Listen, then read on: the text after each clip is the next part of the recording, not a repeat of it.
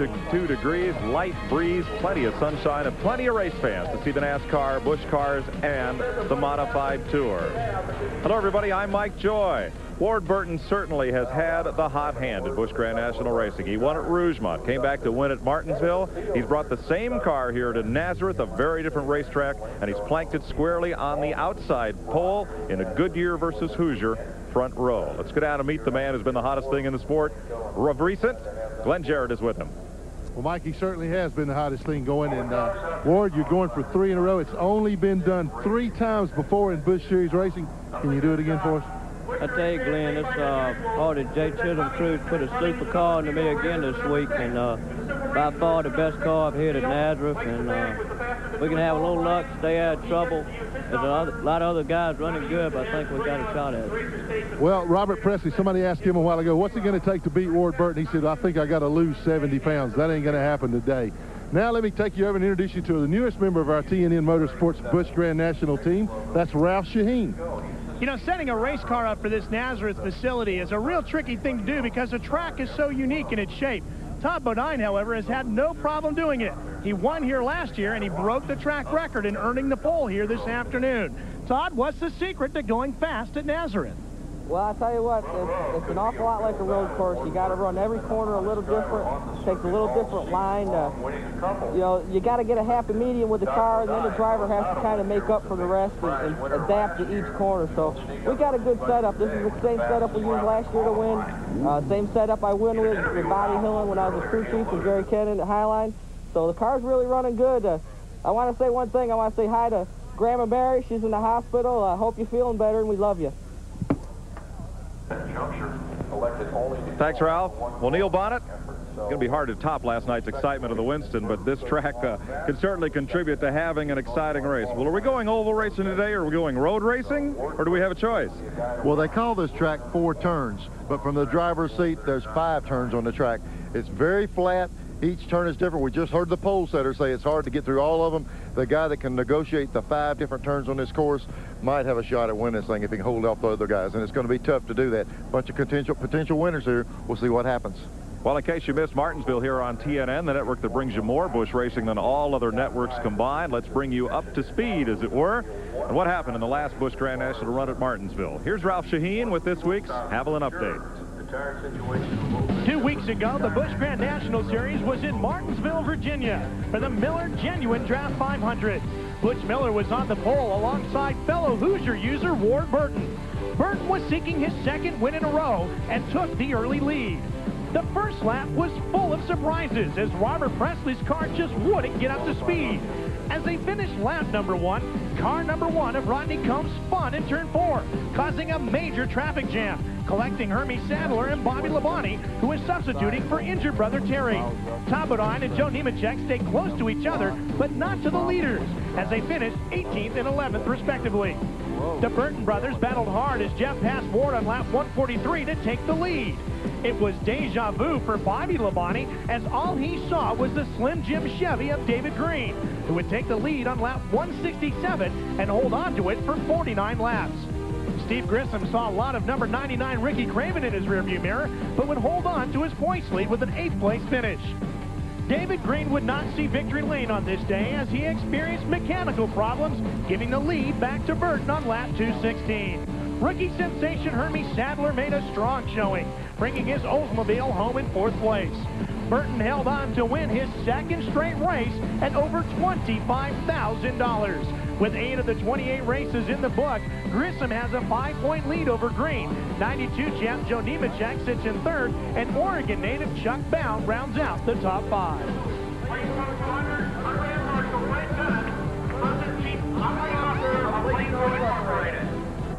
Drivers, start your engines. Frank Bennett, the CEO of Laneco Incorporated, the stores here in the Nazareth area that sponsor this event, have given the command, and we're set to go racing at Nazareth, Pennsylvania. 3 reasons not to buy BF Goodrich TA tires. Being the center of attention makes you uncomfortable. You think a Little Deuce Coupe is a place where tiny chickens are kept. you think Lug Nuts is a high-fiber cereal? BF Goodrich TA Tires, when you're ready to get serious. Hey, I like to save money as much as the next guy. But what are the odds that there's going to be a sale on the parts you need when your car breaks down? Hey, it's not going to happen. That's why I go to AutoZone. I mean, sure, you could wait around for a couple weeks and maybe beat their price by a few pennies someplace else. But I don't want to wait for a sale when I need a part.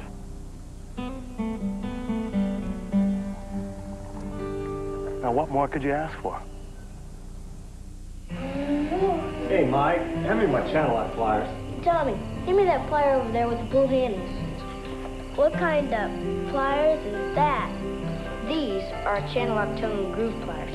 My dad uses them on his race car, too. For the tough jobs and the small jobs, reach for Channel Lock, the handiest plier of them all. Hey, guys, anybody seen the channel lock pliers? Channel Lock. Be sure you're getting genuine Channel Lock pliers. Look for this trademark. Engine performance to the max. Performax from Pennzoil. Drain interval protection to the max. Performax from Pennzoil. Engine protection to the max. Performax from Pennzoil. New synthetic motor oil with Pennzoil's exclusive star molecule. Protects engine parts at ignition. Works like liquid ball bearings. Hangs tough during the most extreme driving conditions. Performax protects to the max.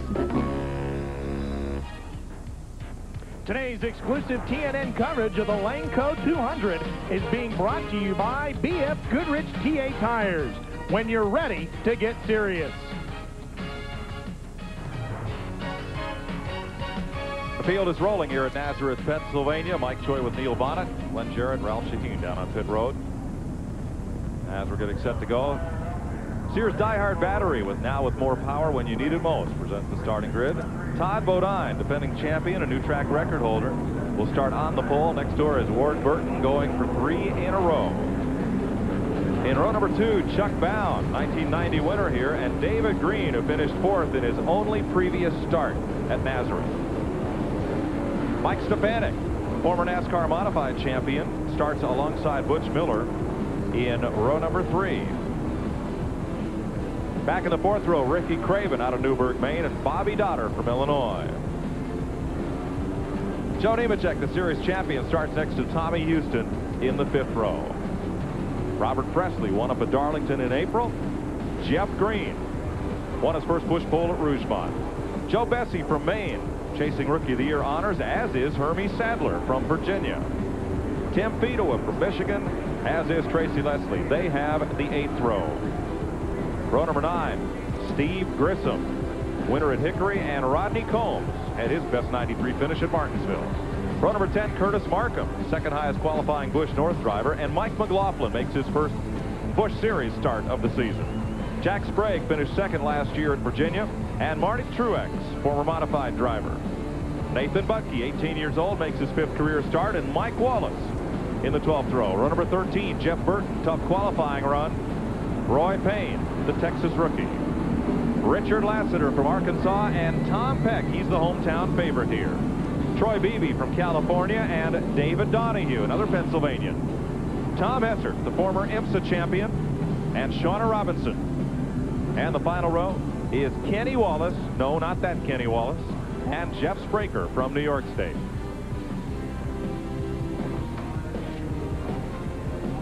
Nazareth, Pennsylvania is a unique racetrack. It's a mile around. It's a tri-oval, but the tri-oval is after the start-finish line here. Turn number 1, or 1 and 2 as some drivers call it, underneath the bridge, and that's a 3-degree bank. You go down a long 1,200-foot back straightaway to turn number 2, 4 degrees, and then turn number 3, 6-degree banking. The straightaway is banked a little bit for drainage here. It is a very unique racetrack, but it's a great day to race on it. 71 degrees, a little bit of humidity and a light breeze. Not a cloud in the sky, hardly. In this doubleheader, the Busch cars, and then later today, the NASCAR Modified Tour. Chuck Bound in an Escapade Pontiac will give you these views from the in-car camera. That's Todd Bodine just ahead. and out the right side window cam.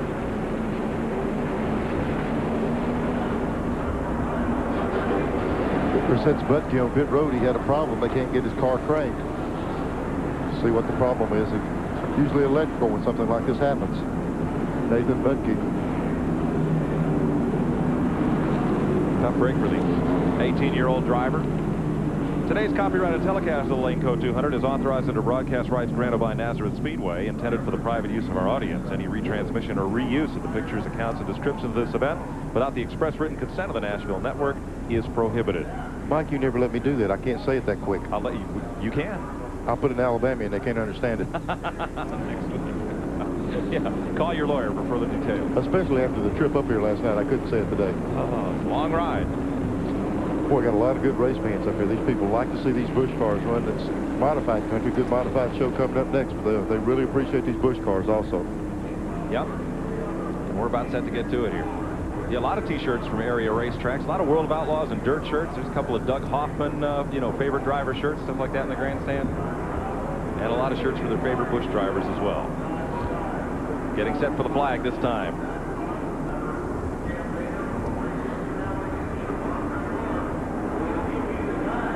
Well, can Todd Bodine win 2 in a row on the tough Nazarath Tri-Oval? Can Ward Burton become the 4th driver in Busch history to win 3 consecutive races?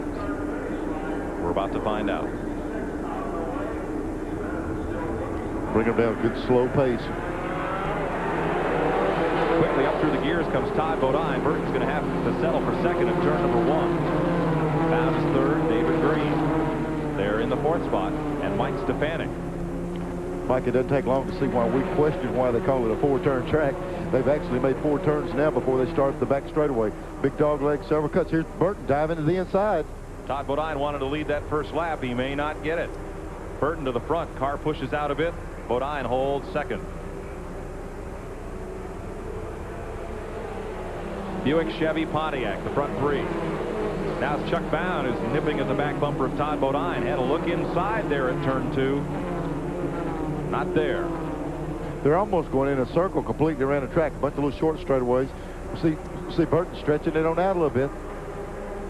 Riding with Chuck Bound into turn 3, or turn 2 rather. One of the turns. Yeah, one of them. I guess that's turn 3. Robert Presley on the move. Joe Nemechek in the 87 Dentine car. And that's Tommy Houston underneath. Now, Tommy Houston's car carries number 0 today. Mike Stefanik from the Busch North Circuit also runs car number 6 on the North, and he out-qualified Houston, so he gets to keep his number. Houston had to change his. That looks like Mark Martin's car. It is Mike Stefanik, the former National Modified champion, trying to make the move up to Busch Racing. Valvoline and Auto Palace as sponsors. Boy, look at the lead. Ward Burton stretched on these guys early. Mike, it seems like any time a race team, not just a driver, but Ward Burton and his team really hit on something. And I'm telling you, the last couple of races, he's dominated. He's pulling away right now. Good battle right here for 3rd, 4th, and 5th. Now that's David Green, Mike Stefanik, Butch Miller in 75, and Ricky Craven in the DuPont car, 99. He's got a lot of fans down here from Maine for this race. Butch Miller underneath Mike Stefanik at turn 1. That's a bold move right there. You carry a lot of speed through there. Miller on Hoosier, as is about 1/3 of this field. You know, Mike, it's just, that's racing here. We see another car trying to get down. It looks like Presley coming down on the inside. We're getting the battle going between the manufacturers. You know, we've always got Chevrolet, Ford. We got different people building connecting rods, and now the tire people are going at it. Hoosier, Goodyear, big battle going on in this series right now. And for more on that story, here's Ralph. Mike, you know, with that battle brewing the way it is, here's how the 2 tires stack up. The Goodyear supposedly a little bit slipperier here this afternoon, but it should be a more durable tire. The Hoosier, however, is a little bit stickier, faster tire, but there's some question as to whether or not it will go the distance. To update you on our lead trio, it is Ward Burton on Hoosiers, Chuck Bound, and Todd Bodine on Goodyears. One thing that could play into that, a hot day like this, the Hoosiers hold up in this hot weather, it's going to be plenty good. It'll be a test for them. All right, Neil, as we told you at Martinsville, Hoosier has a new tire for Busch Series racing, and it puts a 1-inch wider footprint on the ground. The section width, the widest part of the tire, the bulge in the sidewall, is where NASCAR measures these tires, and that is the same from Goodyear to Hoosier. And at Martinsville, we saw the Hoosier cars fast initially, fade a bit before they made their pit stop from tires, and then Burton, of course, came back to win. We'll have to see how that plays out today. I'll tell you one thing that's playing out. Burton's team has really got his car hooked up. I asked him this morning, I said, you think you got a chance to go out and stink up our show today? He says, well, he laughed. He says, we're running real well. You get a lot of confidence. When you win, especially 2 in a row, the confidence factor builds up not only on the driver, but the entire team, and it just seems to spark them. They run better and better, and that's where their team's at right now. Ward Burton has the same car here today in which he won at Rougemont and at Martinsville and ran so well up at Bristol, Tennessee. You get one that runs that good, Mike, you wear it out. Right. You don't leave it at the shop. No, sir. There's the separation from Ward Burton back to Todd Bodine, lapping this track in just under 29 seconds. Right at 3 seconds difference when he came by. In fact, they are lapping very close to what they practiced at yesterday, just about 124 miles per hour. About a mile an hour off, close to the full speed. David Green, 44. Butch Miller in 75. Good battle there for the 4th spot. And Ricky Craven right with them, having a good run here. Robert Presley did not qualify all that well, but he's moving right on up. Started 11, and he's well up into the top 10. The Alliance tractor trailer car. They're beginning the laps on the slower cars this early in the race. Now there's Mike Stefanik in the 6th car, and there's Robert Presley right with him. That's puts Presley in 7th place from 11th. They're moving past the Ken Wallace car. That's not Kenny Wallace. It's Ken Wallace of Dallas, Pennsylvania, the TGI Fridays Chevrolet. We're 11 laps into it here at Nazareth, Pennsylvania, the Laneco 200, and the fans still on their feet. We'll be back after this. Monroe introduces road sensing technology. A new breed of Monroe shocks and struts that give you added control. New road sensing shocks and struts, only by Monroe. Designed to adjust automatically to give you added control without sacrificing comfort. Now comfort and control are automatic. New road sensing technology, only by Monroe.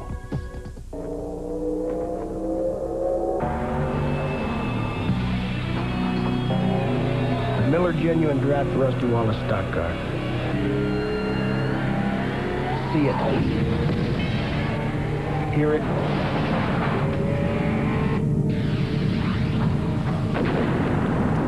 Feel it.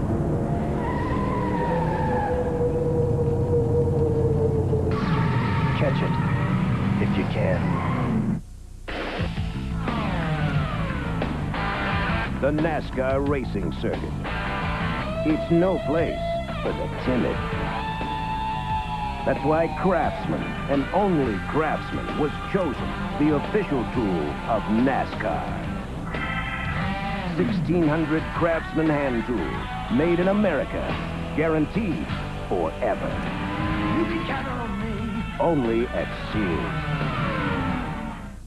Man, we're out here to test. Nothing but rain. Hey, where's Mario? Two champions sharing a winning formula. Haviland Formula 3. I hear your power is looking good for you this year. It's unbelievable. Must run pretty hot in a tight draft, though. Got that pretty well beat. Complete professionals who rely on the same complete protection you can buy right off the shelf. Yeah, I'm wide open all the time. Hey, only way to do it. Haviland Formula 3 motor oil from Texaco. Quit raining, please. What drives Darrell Waltrip? I like to compete against the other guys. Your skills against the other guy's skills. Out-drive, out-think, out-smart, whatever. It's a real chess game for me. And I get a big thrill out of that. I love racing. I can't think of a better way to make a living. I never want to do anything else. Darrell Waltrip and TNN Motorsport. When it comes to live NASCAR racing, no one plays as hard. Power plays on TNN. doing Ward Burton is trying to wear them out here at Nazareth. We're only 17 laps into the Laneco 200. And already he has about half a straightaway's advantage on second place, Todd Bodine. Now Chuck Bound is third. And back in fourth spot is Butch Miller. And here's the best battle on the racetrack. Robert Presley and Mike Stefanik. Mike, they've ran like this several laps in a row. We'll see Presley get up under Stefanik, and he'll get almost by him and can't completely make the pass. He might make it this time. Here comes Stefanik back right on the outside. They cleared him that time. They ran about 2 or 3 laps side by side, just like that. Mike Stefanik doing double duty here today, as many of the modified and Busch drivers used to do at Martinsville. He'll run the modified half of this doubleheader as well. Can you imagine after he gets out of that modified, that big motor, and climbs in his 6-cylinder and says, hey, I need some power. That's right. A number of these Busch drivers are graduates of the modified ranks. Todd Bodine. Can I go ahead and just call him Mark Martin a couple times to get it out of the way? I'm bound to do it before the day's over. That's right. One of his crew chief wears a hat like Jack Rouse. So Presley moves up into 6th position. Stefanik to 7th. Back straightaway. And Bobby Dotter tries the low side of the Wilbraham, Massachusetts native. This is a good example of what we're talking about. They call it a 4-turn track, but it's got little dog legs leading into each corner.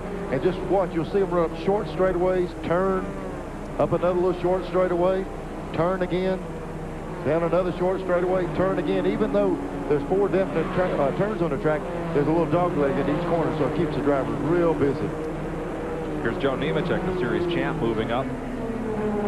Started 9th. He's right in the thick of that battle. Moving up on Bobby Dotter. His sponsor, Dentine, the Warner Lambert folks, are headquartered in New York. A number of their executives here today to watch, see how Nemechek fares.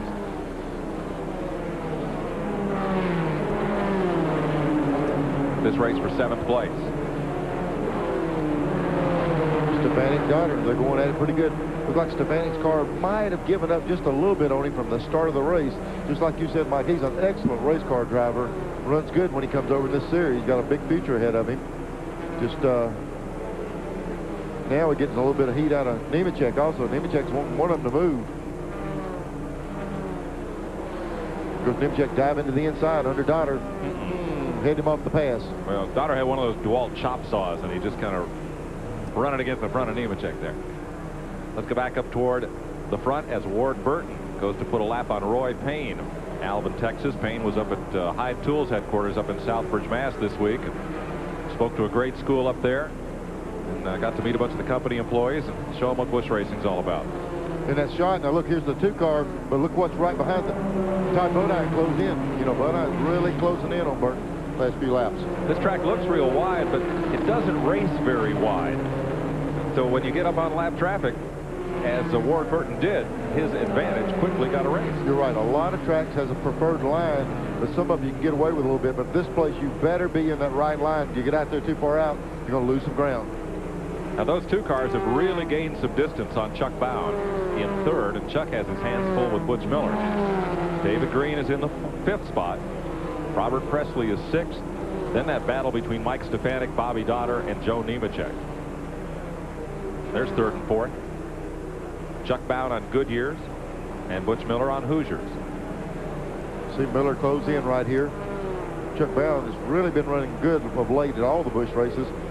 Hoping for a good finish here. Now that Ward Burton has gotten free of traffic, he's again opening it up on Todd Bodine. 1.3 seconds the difference. This 3rd and 4th place battle's a good one. And here's David Green coming right to them. Here's your leader. Burton in the Hardee's Buick. Glenn Jarrett? Well, fans, if you don't know who this man is, you haven't been watching and you haven't been paying attention. This is Freddie Fryer. He's the crew chief and the mastermind behind the success that the Hardee's Buick's gotten. Freddie, what have you done to that car? He's kicking tail out there. Well, we put a good team together. It's a team around me that really means a lot to me. It's like anything else. If you can work together as a team, you can do it. And we have been, and it's been great. Well, Ward's awfully fast right now, but he doesn't seem to be abusing the car.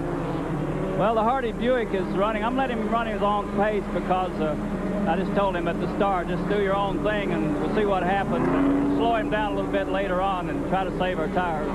I'm betting he doesn't slow down too much. Another guy that's on the move is Steve Grissom. He started in 19th. He's flirting with the top 10 now. Before the race, Steve was pretty sick, was thinking he might have to have a relief driver. He's got none other than Bobby Labonte standing by in the pits if he needs him, but Steve doesn't think that he will. Keep an eye on him. 31's moving fast, too. Yeah, Bobby had a late night last night in the running of the Winston Open. Ward Burton wearing out the field as Jeff Spraker makes a pit stop. 28 laps complete. There's the separation over Todd Bodine, Chuck Bound, Butch Miller, and David Green. Busch Racing Live on TNN continues after this. For the last 16 years, Sears Paint has protected the great American home of Thomas Edison. Easy living interior and weather beater exterior. And right now you can save on these paints for your home. These Easy Living interior paints only $9.99 a gallon. And these Easy Living paints only $11.99 a gallon. And weather beater premium exterior just $11.99 a gallon. Easy Living and weather beater paints for great American homes like yours. You can count on me. If you're looking into faucets, Peerless means plenty. America's leading do-it-yourself faucet. In hundreds of styles and finishes. All made with solid brass valve construction. And all warranty for as long as you own your home. The best made, best back, do-it-yourself faucets in America. That's what Peerless means. What's so daring about Prism car polish? It's not how you put it on, but how you take it off. Prism Car Polish, the first and only spray-away approach to car polishing. Just wipe it on and spray it off. And in half the time, you get a durable shine. No huffing, no puffing, no buffing. Prism, the spray-away car polish. Hey, is that... Yeah, it's my new Wagner Power Painter. Can you edge with it? Yeah, like this. In fact, it'll take care of just about any project you've been meaning to do. Why am I painting this by hand? Get a Wagner. The best defense is not to offend. Thus, introducing the new Right Guard Sports Stick. Now with a time-release formula for longer-lasting protection against hostile odor all day. For protection that endures. Welcome back to Nazareth, PA. Trouble coming out of turn number 1. A car has spun and gone down to the track apron. Makes its way to the exit of pit road and keeps on going. That's Martin Truex. No caution, Mike, because of he did go all the way off the track, and that is actually pit exit over there. So he got on that, so they did put the caution out. The Blunt Seafood Chevrolet. Martin, a Wall Stadium modified stock car veteran. Quick twirl, and we stay under green. We've been caution-free so far. 33 of 200 laps down, and this man trying to wear things out. Only 3 times in Busch history has a driver won 3 in a row. Sam Ard in 1984, Larry Pearson in 87, and Harry Gant in 1991. Once in this series, as you look at the interval from the race leader back to Todd Bodine, heavy traffic here. Only once has a driver won 4 in a row. Sam Ard did it in 1983. And ironically, he won on 2 of the tracks that Ward Burton just won on. His string in September included South Boston, Martinsville, Rougemont, North Carolina, and Charlotte. Driving that Thomas Brothers Country Hams car. 00. Yep. I'll tell you, this is when the guys have to really be careful. See, Bodine right now really working a lot of lap traffic. He doesn't want Burton to get away from him, but he's got to be the least bit cautious not to stumble and make a mistake right here in the middle of this lap traffic. He's worried about Burton getting away, but he still can't just throw caution to the wind. He's got to take his time around this traffic. He's moving up on the 7 car, Curtis Markham, off the Busch North Series, who came up out of the NASCAR Sportsman Short Track, late model sportsman division in Virginia. The traffic that we see Todd Bodine in now, Ward Burton just got through that traffic a couple of laps before, and now that he's cleared that traffic, he really put some distance on Bodine. Tom Hessert, the former IMSA Camel Lights champ, driving Fred Turner's 48 car. Ooh, takes it wide. We got a car coming down, the 8 car coming down pit road, smoking. Tough break for Jeff Burton. Phil Martocci said this morning we had a little trouble in qualifying, but we're all set. We're going to the front. And they're going to jack it up. Here's Glenn. Well, Mike, he's got a leak of some kind. We saw the crew run over and get a bunch of rags out. They're going to the right side. I thought it might be a transmission fluid leak. Just can't tell. It smells more like engine oil, though. In fact, that's what it is. They're looking under the engine right now. This is going to kill any chance he's got today. He had a pretty good car. He was coming up through the pack really well from a starting position way back in the field, but this is going to put an end to his hopes today. We'll try to find out what it is and give you an update a little later on. Thanks, Glenn. Jeff Burton came in to Nazareth 9th in the Busch point standings. His brother Ward is just driving away. Yeah, the other half of the Burton Brigade is not having any trouble right now. Hadn't been that many people win 3 in a row, but he certainly got it stacked in his direction right now. A good opportunity to join Sam Ard and some of those guys. A long way to go yet. That's what's tough about this racing. Even though you got a car as strong as his, it's got to make it to the end. That's tough to do. Ward Burton is the older of the two brothers by 6 years. He's 31. Jeff is 25. We thought Randy Penn Burton was the other brother, but that's a different deal. No, I don't think so. Okay. Butch Miller having a good run here in the Food Country 75 car, trying to hold off David Green. And Shauna Robinson there battling Green through the corner. Yeah, a little bit earlier we saw the 75 car battling with Chuck Bound. There's Chuck right down the inside. Oh, that's very close with Robert Presley and Mike Stefanik. As they go by Chuck. Chuck's got a problem. Looks like his car is just giving up a little bit on him. There's Nemechek right on the back end of the car. Pretty good idea. There was no room on the outside to pass, I would say. I wouldn't think so. Presley in 59. Stefanik bound on the outside, and Nemechek dives in there. Bobby Daughters, the 5th car in that train. 41 laps complete in the Laneco 200 at Nazareth, Pennsylvania. TNN live coverage continues after these messages. Hi, Norm here. Bassmasters will be seen a little later than normal due to TNN Motorsports Live NASCAR racing. But you won't miss an exciting second at the BP Megabucks tourney when you tune in today at 3 p.m. Eastern. I promise it'll be worth your while.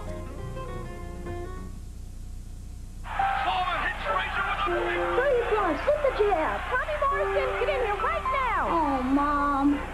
And there's another left hook. Ed Morrison is good. Real. It was just announced Tommy Morrison will fight former champion George Foreman for the WBO heavyweight championship. See the 2 heaviest hitters in boxing clash for the WBO heavyweight championship. Monday, June 7th, live on pay-per-view. Listen, this fight will not be on regular cable television. You got to order this. TVKO is going to put this on pay-per-view. Don't wait until the last minute to call. The last day may be too late. Call a week before. Order it. Pay-per-view. This is going to be a star-spangled battle. See the 2 heaviest hitters in boxing clash for the WBO heavyweight championship. Monday, June 7th, live on pay-per-view.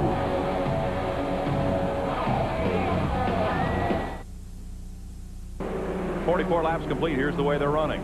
Ward Burton well out in front of the field. In 2nd place, Todd Bodine. In 3rd, David Green. Ricky Craven in 4th. Butch Miller in 5th. And then that big pack of cars, starting with Robert Presley. I tell you, when a team gets to running like this 2-team is with Ward Burton, you almost start questioning, hey, what are we doing? How is this thing turned in this direction? Like, you know, you're afraid to move, afraid to do anything any differently. Did something have changed? But right. You get on a roll, and I'm telling you, it carries over from race to race. Well, there's good luck on one side of the family and not so good luck on the other. Let's go back to Glenn. Well, that's right, Mike, and they're pitted. The Burton brothers are pitted side by side. Indeed, it is an oil line leak on Jeff Burton's car. They're still working on it. They've got it diagnosed now. It's just in a place, you can see the guy up under the car. It's in a place that's really hard to get to, so it just takes them a little time to change that pitting. But they'll get him out and get him going again. But just a frustrating day for Jeff. Not so for Ward. Jeffrey Green about to go a lap down here to the leader. Ward moves underneath. And That's the 31W Insulation Chevrolet. Looking back for Todd Bodine, and you get an idea of the separation back to the Fiddle Faddle Chevy. A lot of the CC and Welliver gang down here from Elmira, New York, to see Todd run and hopefully make it 2 in a row at Nazareth, defending champ of this race. There's Curtis Markham off the Busch North Circuit in the Skoll car, and right with him is Richard Lassiter out of Arkansas. They've both gone a lap down. That's the High Point betting car for Lassiter.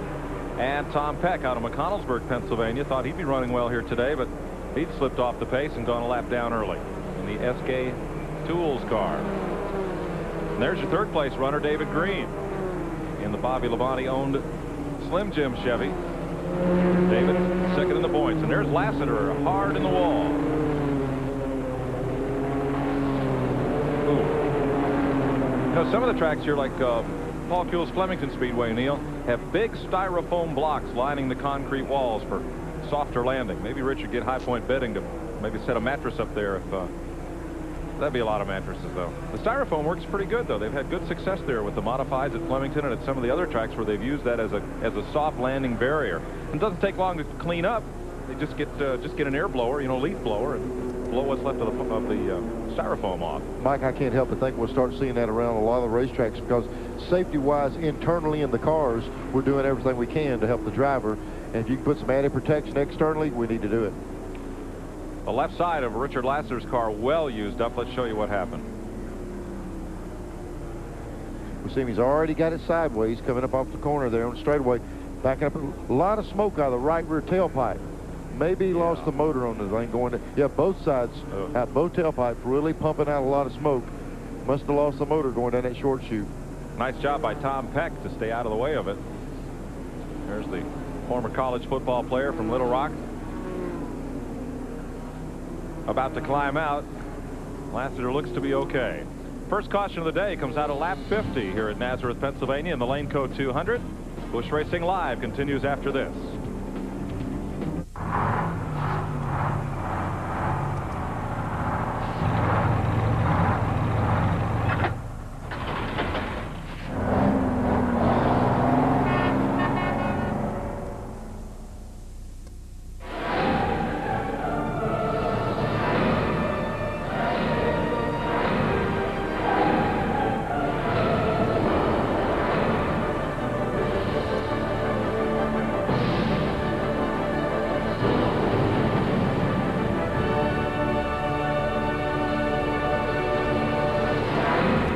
Cliffhanger.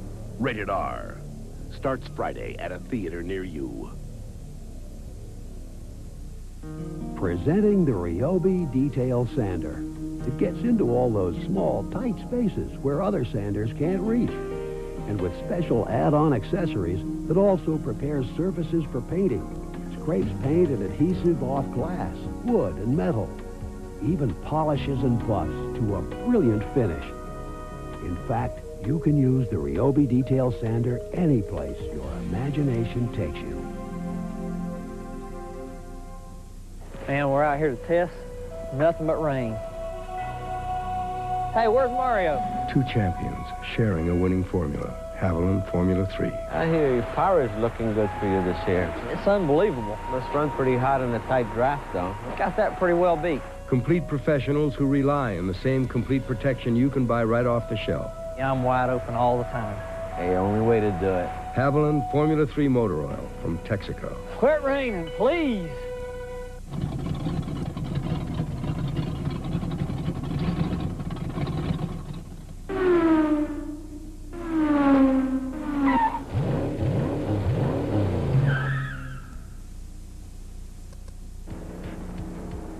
Today's exclusive TNN coverage of the Laneco 200 is being brought to you by Napa, because there are no unimportant parts. We've had a lot of pit stops under this caution. Joe Nemechek came in. So did Butch Miller, Chuck Bound, Steve Grissom, Hermie Sadler. Jeff Burton, of course, was in the pits. Kenny Wallace, the Pennsylvania Kenny Wallace, made a pit stop. Tommy Houston, Rodney Combs, and Tim Fedowa. And now Curtis Markham is on pit road. So is Troy Beebe. Joe Bessie, David Donahue, Tom Hessert, Jeff Green. Tommy Houston's back in. So is Chuck Bound. Martin Truex also in the pits. Now, Chuck was there for a while with the hood up. Let's go to Ralph. Mike, they thought they had a problem with the carburetor. They were going to actually change the carburetor. They did not. They just went in and adjusted. Chuck is complaining that the car is acting as if it is flooding. So now they brought him back in and putting the air cleaner back on the car. They think maybe they have the problem fixed, and we'll find out soon. Now let's go down to the other end of pit lane to my colleague, Glenn Jarrett. Well, thanks, Ralph. We were talking about earlier how well Steve Grissom was running the car. He'd gotten awfully loose. He took advantage of this caution period to come in. They pulled the left side, jacked the left side up, thought they were going to change the left side tires, but they pulled the left rear off and put a rubber in the left rear spring to try to tighten the car up. Hermie Sadler also had gotten into somebody on the racetrack, did some damage to the front end of his car, was causing it to overheat a little, so they brought him in and did what they could to his car. So mostly this was just for chassis adjustments. A lot of the guys seemed to be loose. Thanks, Glenn. You look at the front of the Channel Lock Pliers car, and it looks like they applied the sponsor's product to that right front fender. But actually, Grissom got into somebody on what, Neil, about the second, third lap.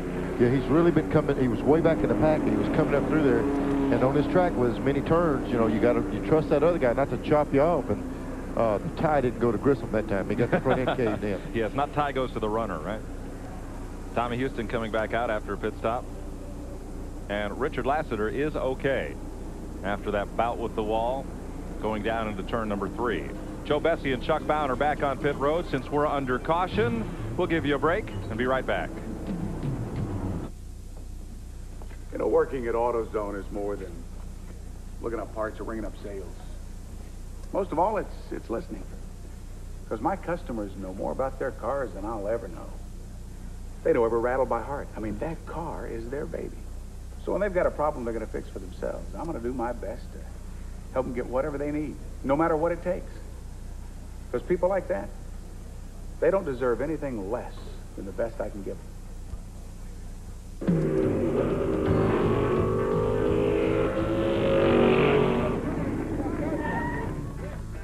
Hey, Orlando, want to take it for a spin? Man, do I? No, I mean the street version of my Royal Oak Camaro. It's one of the grand prizes in Royal Oak's championship season sweepstakes. Or you could win a Ranger boat with an Evinrude motor like Orlando's. See the Royal Oak charcoal display for details. I just knew he was going to do that. For those who like to spend lots of time and effort cleaning, shining, and protecting your tires, this is going to be difficult to watch. Because with no-touch tire care, you don't need to rub or wipe your tires to make them look great. It's true. You just spray it on and leave it alone. No touching. Now, we know it's hard, but you've got to fight it. Come on, you can do it. That's good. No-touch tire care. The best touch is no touch. Gentlemen, start your engines. Inside the rechargeable mulchinator from Ryobi lies a beast. It looks like Buckley's taking the lead on the first turn. 24 volts of cordless power to cut mulch and fertilize your lawn quietly. Without pit stops for gas, oil, or clippings. The battery-powered mulchinator from Ryobi. It could just be the mower of your dreams. Thursday night, Nashville Now salutes the great state of North Carolina. Starring Carolina natives Charlie Daniels, Doc Watson, Shirley Caesar, and George Hamilton IV. Nashville Now, Thursday. It's country music's biggest night. Ricky Van Shelton, George Jones, and Susie Boggess host the TNN Music City News Country Awards. Live Monday, June 7th at 8 Eastern, only on TNN. Getting set for a restart at Nazarath, Pennsylvania. Mike Joy with Neil Bonnet. Glenn Jarrett and Ralph Shaheen bringing you coverage today on TNN Live of the Busch Grand National Series. Up front, Ward Burton, Todd Bodine, David Green, Ricky Craven, and Robert Presley as they take the green flag. Lap cars to the outside, so the leaders have the low line through turn number 1. And the lap cars create a little bit of separation as they go off into 2. Be a good opportunity to see if Bodine has anything for Ward Burton. We were questioning later in the race with how would it shake out, but right now it looks like Burton's still able to hold that front. Here comes Presley on Ricky Craven. Fourth place at stake here. And Mike Stefanik right with them. Then Bobby Dotter. After Dotter, Mike McLaughlin moving his way up through the field. Doubleheader winner at New Hampshire. In the Harry and Mike Ricci car, the Coors car. Presley's trying everything he can to get up under him. Craven is going to win one of these races in the not too distant future. And he runs real well here. Got a couple of cars up the back straightaway going really slow with a lot of fast cars going around them. The Donahue car way over the outside lane, moving out of the way. And Tom Peck, that car's just off today. See Presley really putting a lot of heat on Craven, trying to get under him. Craven's ran several laps, been able to hold him off. And David Donahue's taking the NPA Oldsmobile to pit road. Leaders off the final corner, back to the stripe. About a 12-car length advantage for Ward Burton. You see Ricky Craven holding off Robert Presley. And behind them, it's Mike Stefanik, Bobby Dotter, and Mike McLaughlin, another graduate and standout of the Modified Tour. McLaughlin in that gold-colored car, the tail end of that pack. Presley can see a little bit of opening to the inside every now and then, but he's not able to get the car up in there. Craven's giving him a little bit of room to the inside, but he just can't take advantage of it. Both those cars on Goodyears. Mike Stefanik, also Goodyear shod, and Bobby Dotter right with them. That's the fourth place battle. There's third place David Green, and then here's this race for fourth.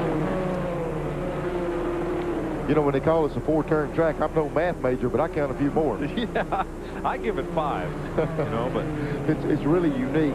We talked about the top of the show, but look, you know, they're continuously turning. That's why it's a key to have a car that handles well at this track, and that's exactly what Ward Burton's doing. His car is handling. Jeff Spraker just took his car to the garage. They were sponsored by an employee motivation program for General Electric up in Schenectady, New York. Kind of a unique sponsorship today, but tough break for the Spraker team. Ward Burton has led every one of the 60 laps so far, and the tire rule in effect today for the Busch Series, the rule du jour, is that you may change one tire on each corner of the car. That's it. Let's check with Ralph. Mike, you pointed out how Ward Burton was starting to pull away from Todd Bodine's machine. Bodine's feeling is this: he's going to let Ward get a little bit out in front of him, but keep him within gunshot view. At that point, as the race wears on, then he'll start to apply pressure. He feels at this point that maybe he just can't run as hard as long on the Goodyears to chase those Hoosier tires down all afternoon. So he's going to wait until it winds down and gets to a point where it really starts to count. And Neil, my question to you would be, that's got to be one of the toughest things for a driver to do, to be patient. I tell you, the hardest thing to do is watch the guy you're racing just gradually drive away from you. You say, I want to take care of my own car, but the guy in front of you is not letting you have that luxury. He puts too much distance. You got to pick the pace up. I don't know if Todd Bodine's going to have the luxury of pacing himself. I think that Ward Burton is going to dictate the pace of this race. He's going to have to run hard to keep up. Todd Bodine, and now David Green has caught Bodine, the second and third place cars. This could change the game plan a little bit. Yeah. You're worried about keeping up with the leader. Now you've got to contend with the fact that you've got another guy that puts you another position down on the racetrack. So it's going to be a good race for second place. Well, we're only about 30% into this race, and with the tire rule, you can't just go out there and burn up a set of tires when you've only got one set to change to. The ideal thing is to hopefully say, hey, I'll go halfway. I'll go 100. If I make it 100, I know I can make it the last 100. The guys that changed early should be in a problem later on in the race. And with the one caution flag, still a lot of cars, 21 on the lead lap. The only thing that you look at now, we're 64 laps into the race. Fuel starts entering into it. Somewhere through the course of the thing, if it goes green, you've got to pit. You know, it's nice to save your tires. We'll have the other new ones waiting on you, but if this thing should go green, the guys that stopped early be in the driver's seat.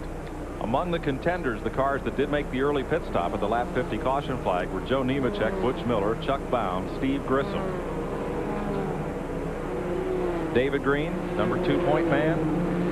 Third in this race. Todd Bodine's opened up a little advantage on Green now that they're free of race traffic. Long way back to fourth. That's that Robert Presley, Ricky Craven and company battle.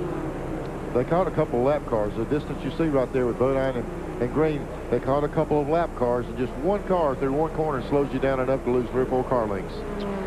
There's Robert Presley, and you see now that he has taken 4th place away from Ricky Craven.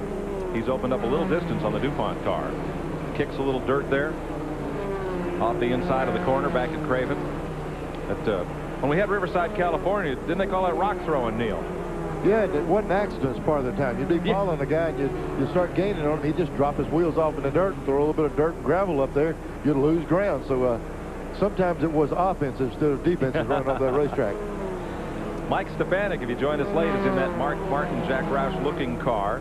The Valvoline Auto Palace machine, former national modified champ. Now makes his home in Rhode Island. Wants to make the jump up. Wants to go Busch Grand National Racing full time. No doubt he's got the ability. It's just a matter of getting the team under him to do what he needs to do, and the sponsorship. Bobby Dotter right there. The yellow car, the DeWalt car. Mike McLaughlin was catching that group. There's Mike just in the picture momentarily as he leads Tracy Leslie. But they've not been able to gain ground on that 4-pack just ahead.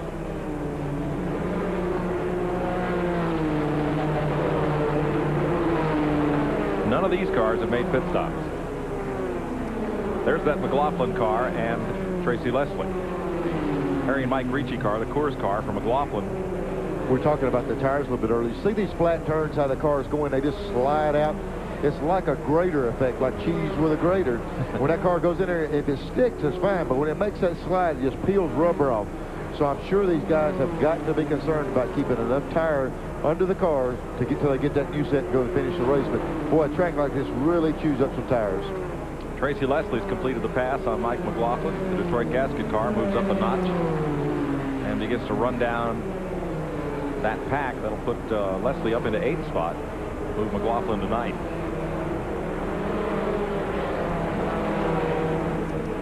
Back in 10th will be Jack Sprague, and Joe Nemechek, the first of the cars that made pit stops under caution, has climbed back up to 11th. Mike Wallace is 12th. Steve Grissom is the 13th place car. 14th is Rodney Combs, and 15th unofficially Chuck Bound. We see Burton just passing them as he comes to them. He'll pass them inside, outside. When you got a car handling as well as his car does, you can pick your place.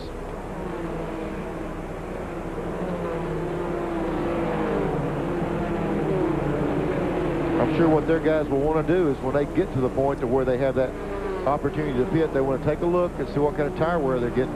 If that tire's getting good, cars get good tire wear, he's going to be hard to beat. It's been the case the last 2 weeks, and it looks like it's that way again. Now a good bit of lap traffic separating Burton from Todd Bodine. Ward Burton's won the last 2 in a row, and Robert Presley had an interesting perspective on why Burton has a little bit of advantage over drivers like himself. Sure, they've got that new weight rule where you don't weigh the driver anymore, and after 4 or 5 years, you know, I'm giving up about 65, 70 pound award. And, you know, it's just hard to do. Steve Grissom, you know, he's in the same boat I am, so, you know, we just got to go on a diet. Monroe introduces road sensing technology. A new breed of Monroe shocks and struts that give you added control. New road sensing shocks and struts, only by Monroe. Designed to adjust automatically to give you added control without sacrificing comfort. Now comfort and control are automatic. New road sensing technology, only by Monroe. Trimmer? Badger. Introducing the Trimmer Plus system from Ryobi. You watching this? Gas or electric, it's 5 tools with a unique ability to share the same mechanical brain. An edger, a trimmer, a cultivator, a vacuum, and a blower.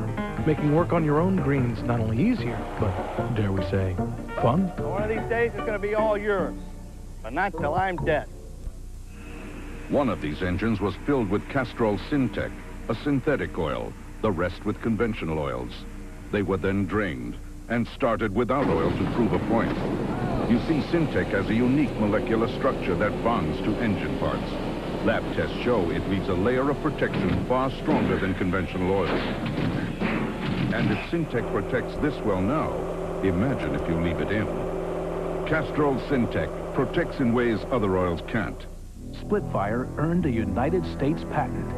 Splitfire doesn't look like any other spark plug.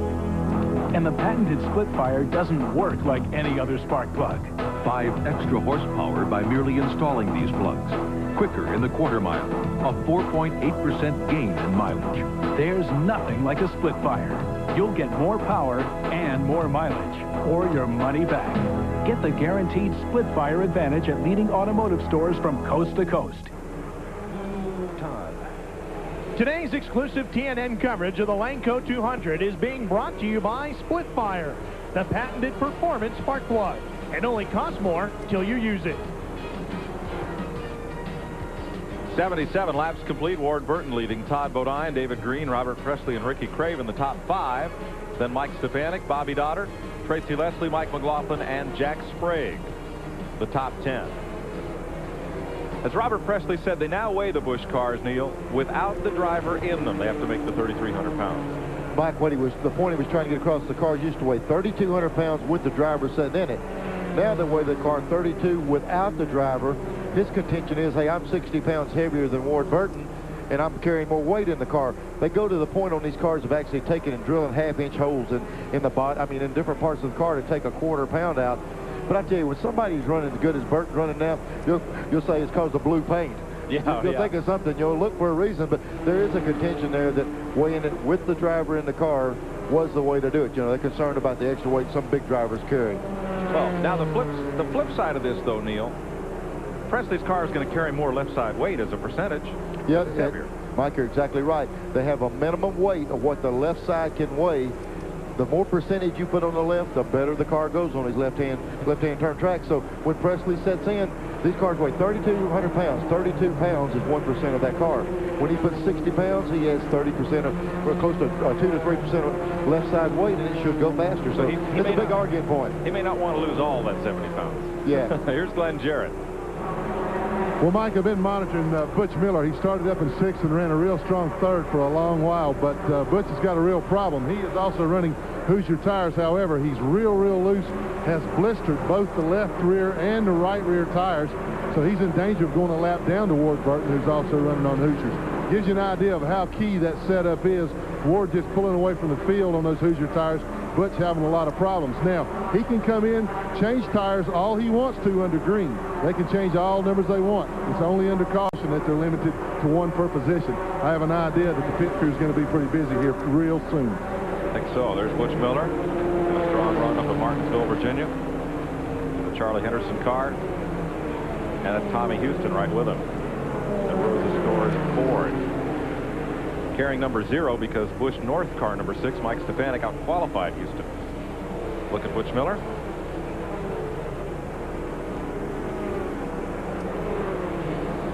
Hermie Sadler, young rookie from Virginia.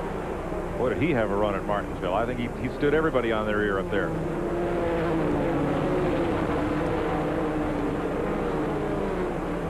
He's still running on the lead lap. We'll double-check a position on Sadler for you. Glenn? Talking about Hermie Sadler, and he was doing a real good job earlier on, had gotten up into the top 10. The car developed a push. Exact opposite of Butch Miller. He can't get his car to turn as he goes through the corners. They came in, made an adjustment on it, but they need to come back in. They're just waiting until they can change tires. He also is about in the same straightaway with leader Ward Burton now, also in danger of going a lap down. He's doing a good job, but the car is just real tight right now. Can't get it to go through the corners, and as you, Neil, have alluded to, that's mostly what this racetrack is. You're talking about how many turns are here. I can only see the front stretch, and I see 3 turns from here. Sadler's in 17th position. Second place has changed. Robert Presley's on the move. I tell you what, as soon as we told him that 60 or 70 pounds was left side weight, he picked up the pace. He realized it was an advantage and he checked out.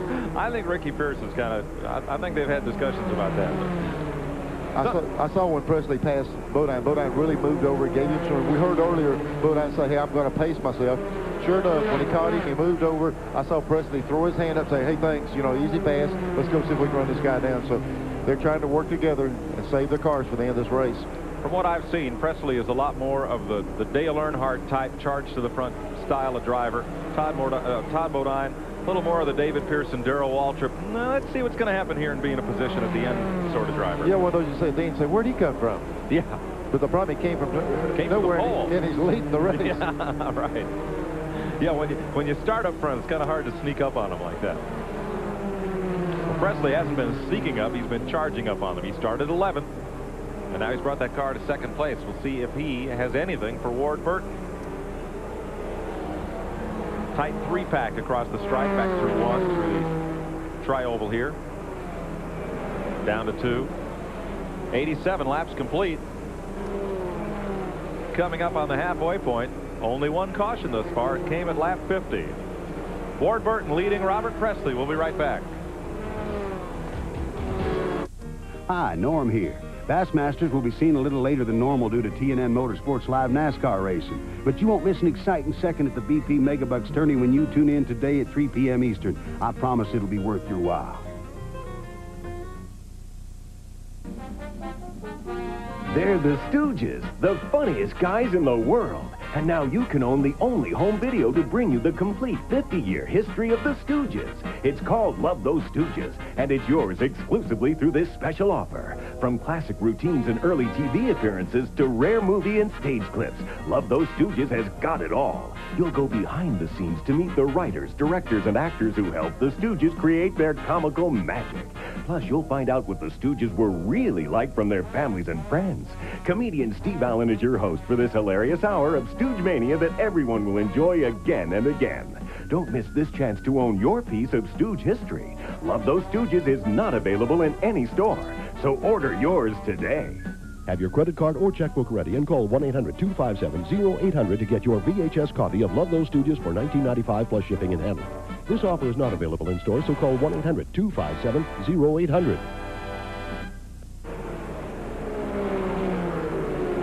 Welcome back to Nazarath, Pennsylvania, in the Laneco 200. Ward Burton leading, Robert Presley in second. Todd Bodine is third, David Green is fourth. Fifth is Ricky Craven, sixth Mike Stefanik, seventh Tracy Leslie, eighth Bobby Dotter, ninth Joe Nemechek, and 10th Mike McLaughlin. Tracy Leslie's on the move. He took 10th about 10 laps ago, and he's now run his way up to 7th spot. Mike, now the key, you know, we had that caution earlier. Some of the guys came in. We've got some of our pit guys going down, going to find out. We're at lap 91 now. We've got to find out how long they can go on the green before they have to come in for fuel. It's going to start entering into the picture here before long, so we're going to see if we can find out in the pits when the guys will be coming in. Try to give you the rest of the lead lap here, Neil. We went back through 10th place. Mike Wallace is 11th, Steve Grissom 12th. 13th is Chuck Bound. 14th is Joe Bessie. 15th is Butch Miller. 16th, Tommy Houston. And 17th would be Hermie Sadler. Those would be the cars on the lead lap.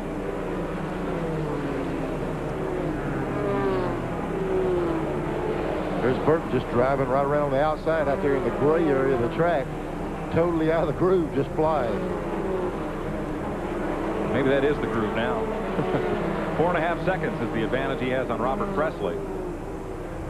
What's not so much that he's 4.5 seconds ahead, is the fact that when he comes to the lap cars, he really takes his time. You'll see the leaders close in maybe 2 seconds. The minute he clears them, zap, he puts it back out there forward. I think he's running the pace that he wants to be able to look in the mirror at. Yeah, he's definitely dictating the race. Add Rodney Combs onto the lead lap in the number 1 car. They've got all the sponsors, Jeffco Clocks, all their sponsors on Rodney Combs' car from up here in Pennsylvania. So they've got a grandstand full of them here today. Rodney's in the lead lap, but he's got Ward Burton directly behind him. He's in jeopardy going a lap down here. Watching that battle for second. Now, folks, if you think they're just riding along out there, think again. No, and they ride along with a high rate of speed, but one with a tougher type track to drive. When you go to a track that's got some banking, the car lays on that banking, it's pretty good. When you go on these flat corners, I mean, you got your hands full to keep the car under control. The most that any corner here is banked is 6 degrees, and there's only one of them with that much bank. Steve Grissom just moved up past Mike McLaughlin, picked up a spot there. Here's Ralph. Mike, we checked with some of the top crew chiefs. Everybody says they can go anywhere from 100 to 125 laps before they need fuel. Most people thought tires would go just about that far. The one driver who might have an outside advantage here is Joe Nemechek. Nemechek has already pitted. He did not change tires, but he has taken on fuel already. Glenn? Well, Ralph, a lot of conference going on down here in Ward Burton's pits. There is a Hoosier tire engineer in the pits also. I talked to Freddie Fryer. He said that they were targeting around lap 110. They thought that's about when they would come in. Obviously, they're hoping for a caution. Doesn't look like that's going to happen right now. So in about 13, 14 laps or so, I think you'll see Ward Burton pitting. But the Hoosier tire engineer is right here with them. He wants to take a look at those tires, as do we when they take them off that car. Steve Grissom moving up. He has passed Mike Wallace as well as Mike McLaughlin. Mike, during the course of these bush races, we know at times with this many cars running, we usually see enough cautions to let the caution flag dictate when you pit. When you go green like this, it's almost a nightmare for those crew chiefs. I'm sure Freddie Fryer and his guys are really trying to get their heads together and see when to come in. The problem is if you pit and then 2 or 3 laps later the caution comes out, boy, it buries you. So they got to make the right move in the pits. Here's your Napa Field Standing Update brought to you by Napa, because there are no unimportant parts. Show you where your favorite driver was running at 90 laps. Here's the third place battle, Todd Bodine and David Green there. Robert Presley's got a lap car separating them.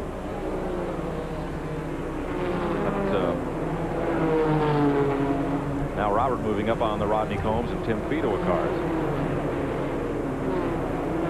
Stefanik coming down pit road. We were concerned about when some of the leaders would pit. You saw Stefanik turning off the track. He's been one of the front runners and one of the first ones to come in. Seems a little early, Neil. We're not quite to the halfway point. He's the 6th place car. Mike, what might enter into that, they don't run that many bush races. They do a lot of modified racing, and they don't want to run him out of fuel. They might not have as good a gauge on what they can do, so they're going to be a little bit cautious. Let's go to Mike Shaheen. You know, this is what's really interesting, Neil, is that this is the crew that was saying they could go a little bit closer to 125 laps. They will take tires on the right side, however, fuel the car up, and send Mike Stefanik back out. Now the crew is going underneath the hood. This is a surprise. We did not expect this. The car was running fine. It is now firing back up. They are looking. It is cutting in and out on him, and Mike Stefanik suffering the problems of the two-time world champion. There's one thing for sure, I can tell he got it re-cranked. Yes. It's nice and loud. That probably did dictate coming in early. You know, he was looking at 125, and boy, best laid plans sometimes go astray, and here's a case of it. Troy Beebe also on pit road. And Mike Stefanik. The Auto Palace Pontiac goes back out. And Mike Wallace just turned down pit road. We're starting to see some of the guys come in. Mike Wallace was the 11th place car at the time of that pit stop. That moves Chuck Bound and Joe Bessie back up into the top 10. Bound had stopped earlier. This is the part of the race where you almost say, boy, we need a caution. But the minute you say, we need a caution, you're it. Yeah, ask Jeff Gordon. Yes, you know, I mean, you're wishing for one, but the minute you say, hey, I wish I had one, it's your car. So everybody's just going to take it as it falls. Be careful what you wish for. You might get it. Ward Burton wishing for a 3rd straight win. It's been unstoppable the last 2 weeks. Though at Martinsville, the longer that car ran, it did fall off and fall back into the lead lap cars pretty far. But then after the pit stop, he went the rest of the route trouble-free, moved back on up and on away. Well, whatever happens, Mike, we're at lap 103 right now. We haven't seen his car fall off one bit. If he puts new tires on, there's no question that he can go the last 90 some odd laps, even if he pitted right now. So they can't use that as something saying, hey, we got a chance to beat him. They're going to beat him on the track unless he has a problem. Right. We're into the pit stop window now. Lap 100 to 125, we've been told, is when all the cars will need a stop. Here's Ralph. Mike, the problem for Mike Stefanik is a broken motor mount. The engine is actually jumping up and down in the engine bay as he circulates the racetrack. And what that's doing is causing the throttle to stick. Now, Neil, a stuck throttle going down that long backstretch into that very tricky turn at the end there can't be much fun. What does he do in a situation like that? He brings that thing in here and gets them to fix it, because I'm telling you, you've got so many turns here, you'll end up having to cut the switch off as you go in the corner. Excuse me, and that's tough to do at a track. I've driven them before, the throttle stuck, cut the switch off in every corner, flip it back on. But it's hard to do on a flat track like this. They're probably going to bring him in and fix it.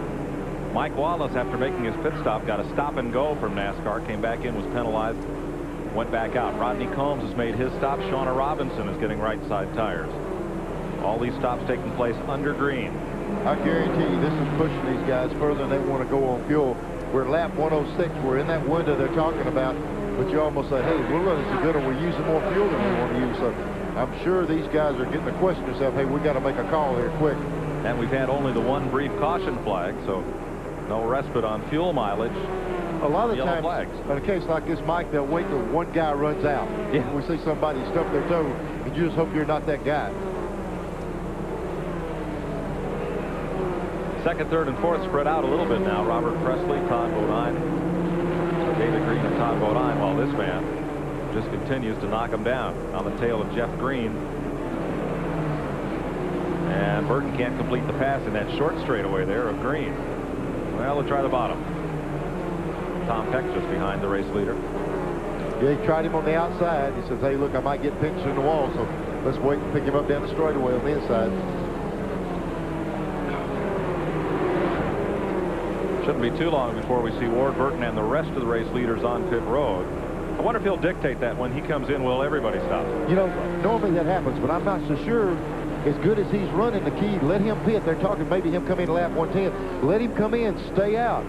Only thing you got hoping maybe is catch him in the, you know, you stay out, catch the caution, put him a lap down. Right. So they might have to gamble. If he comes in early, they might stay out and try to pin him in the pits. The other side of that, though, if he comes in pits and comes out on fresh tires, he's a rocket, and you're still rolling around there on the old ones. And that would just extend his advantage. I'm not so sure his old rocket ain't faster than you is the way he's running right now. That may well be. 109 laps complete.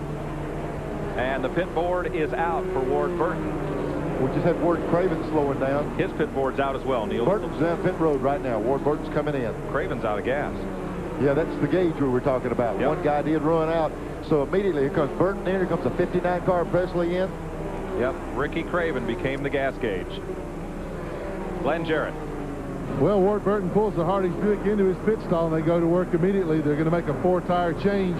They're hoping that this thing goes green. Obviously, all that speculation that we've made, this thing will play right into their hands if there's no more caution flags, because nobody has been able to handle him on the racetrack.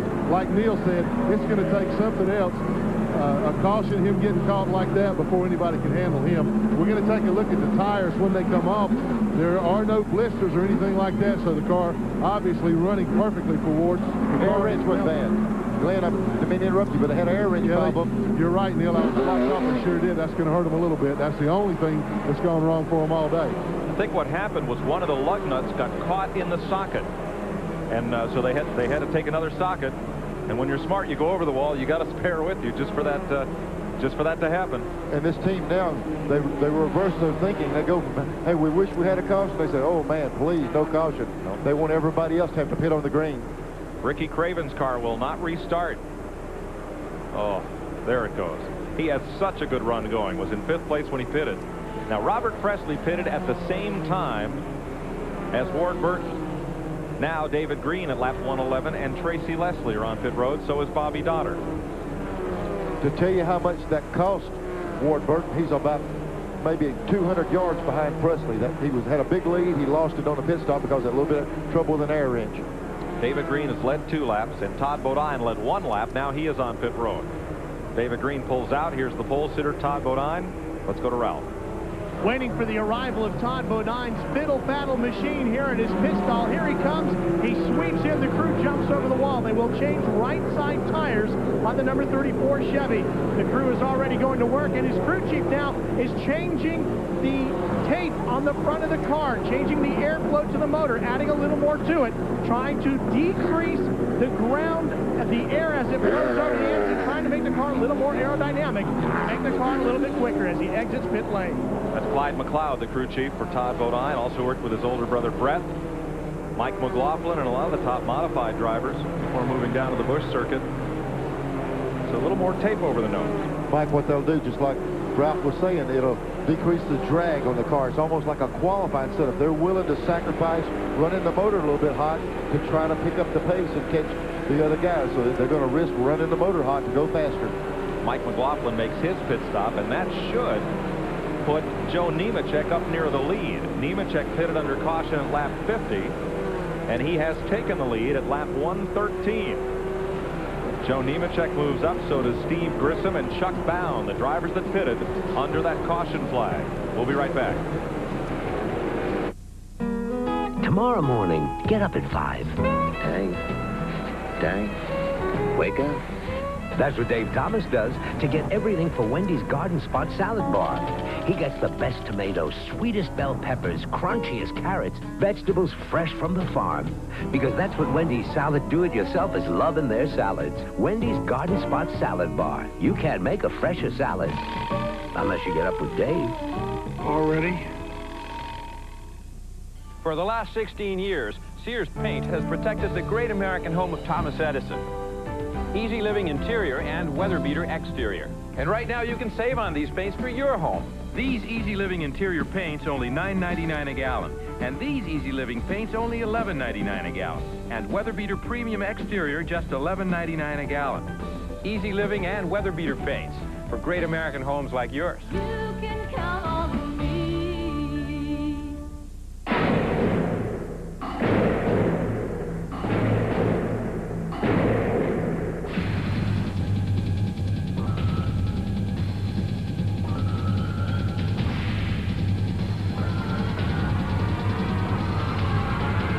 Hang on for the thrill of your life.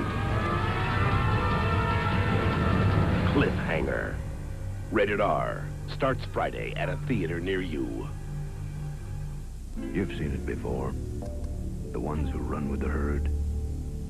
And the one who always seems to run alone.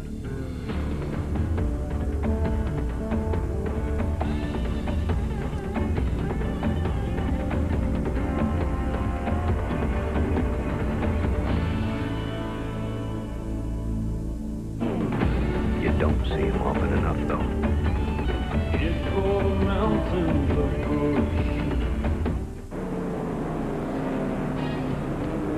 Today's exclusive TNN coverage of the Laneco 200 is being brought to you by Napa, because there are no unimportant parts. We're back in Nazareth, Pennsylvania. Caution has come out for Hermie Sadler, who impacted the wall coming off the corner. And there you see Sadler trying to get back out on the racetrack. Don't believe they got that tire changed, but he was trying to keep from losing yet another lap. You see the sparks out from under the right front of the car. Yeah, he really tagged the wall. Instead of going a lap down, he's going to go around, come back in. The problem with that, it really tears the underside of the car. If you can actually tear the oil pan off the car, it's sliding on the front sway bar right now in the exhaust system. That's what's holding it up off the ground.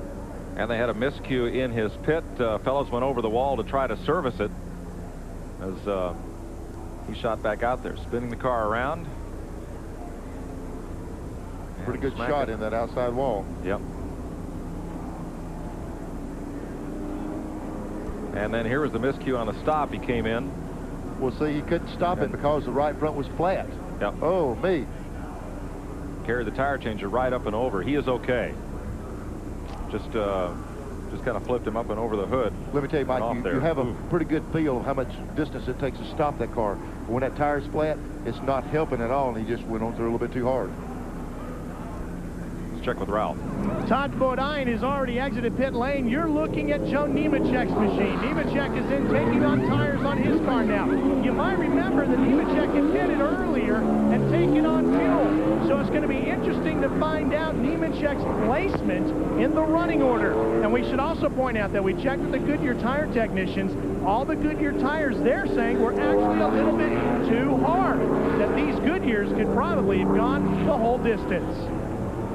Well, Nemechek was leading the race when he made the pit stop. That put Mike McLaughlin out in front for a lap in the Coors Extra Gold car, and now they're posting Bobby Dotter as the race leader. Let's have a look at our AC Delco mid-race recap, sponsored by AC Delco Automotive Parts, available for almost any vehicle to help your car or truck last and last. AC Delco, like buying time.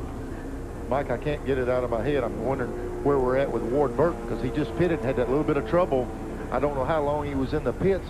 You know, with Nemechek staying on track, it could have got him back in trouble back there. Very true, Neil.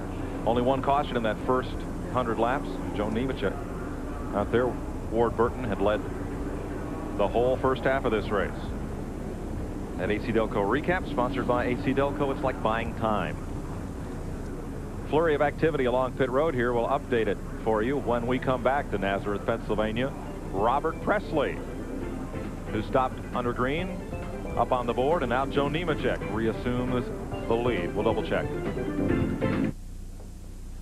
You know, working at AutoZone is more than looking up parts or ringing up sales. Most of all, it's listening. Because my customers know more about their cars than I'll ever know. They know every rattle by heart. I mean, that car is their baby. So when they've got a problem they're going to fix for themselves, I'm going to do my best to help them get whatever they need, no matter what it takes. Because people like that, they don't deserve anything less than the best I can give them. Win the Coca-Cola 600. Everybody wants to. You do. But with Bobby, Donnie, and Davey, it's a family tradition. To commemorate this tradition of excellence, we're offering this limited edition Allison ticket. Only 25,000 printed. This collector ticket gets you into Goody's Pole Night, the first big test for this year's champion. Don't delay. Call for yours today and get ready for Goody's Pole Night at Charlotte Motor Speedway, part 3 of Coca-Cola 600 miles. She's an 83 with over 140,000 on-road and off-road miles. Must be in and out of it 150 times a day. It's a wonder the doors don't fall off. Only trouble was when the pig charge caved in my door.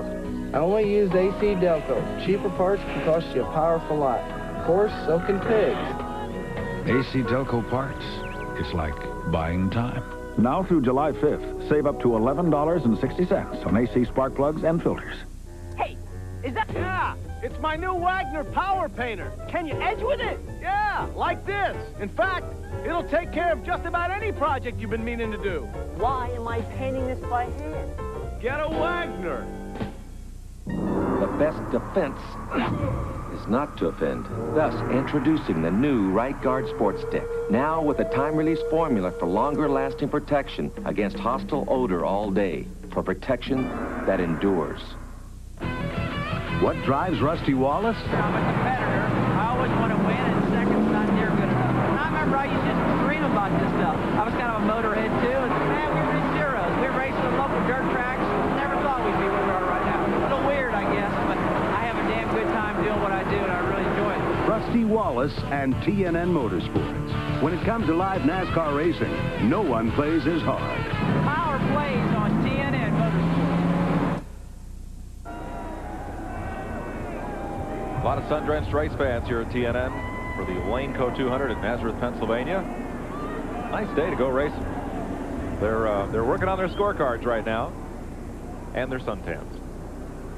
It's entirely possible that Ward Burton, who has dominated this race, has gone a lap down. Mike, I was thinking that happened because set of circumstances. Joe Nemechek pitted early. He stayed out. As soon as Burton pits, he had a little bit of stumble in the pits. All of a sudden, the caution comes out. I'm not so sure on scoring. They're checking everything right now. We see Presley up there. We see Ward Burton. And they're showing the leader as being Nemechek, who is behind him. If that's the case, they almost need to let the guys go by and pick up Nemechek. It's going to be a big shuffle here to get it sorted out. But I don't doubt that the 2 car is a lap down because of that little hesitation. It's always a little tough to figure when you have green flag pit stops and a caution comes out in the middle of pit stops. Some drivers have stopped, some haven't. Some stopped earlier, some stopped late. And we do not have the computerized scoring in place here. At least we do not have the monitors up here to show us what the scoring rundown is. So NASCAR right now, the scorers talking back and forth and working that out. We'll take a minute, though, to congratulate the grand prize winner in the TNN Photo Fake-Out Contest. He's going to get a brand new car, and we'll tell you who he is when we come back to Nazareth, Pennsylvania.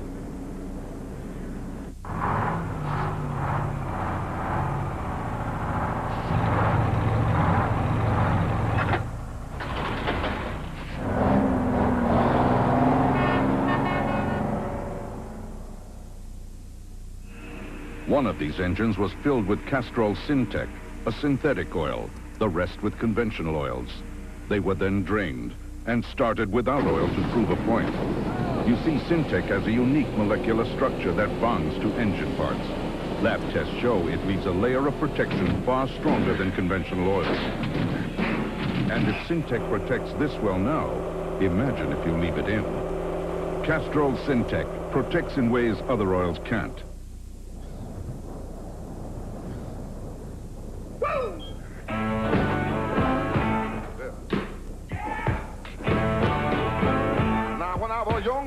cold filtered, Miller Genuine Draft. For those who've discovered its smooth draft taste, the world is a very cool place.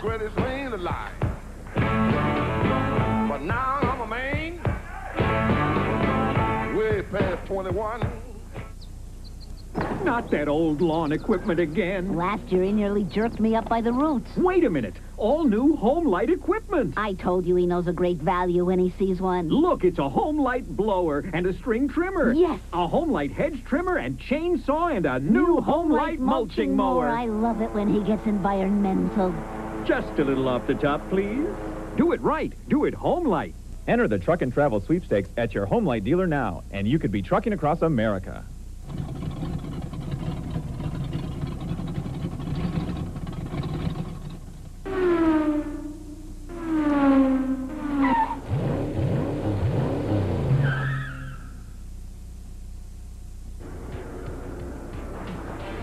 Today's exclusive TNN coverage of the Laneco 200 is being brought to you by Smooth Bush Beer, an easy drinking Bush Light. Welcome back to Nazareth, PA, where a caution flag in the midst of pit stops has shuffled the field somewhat.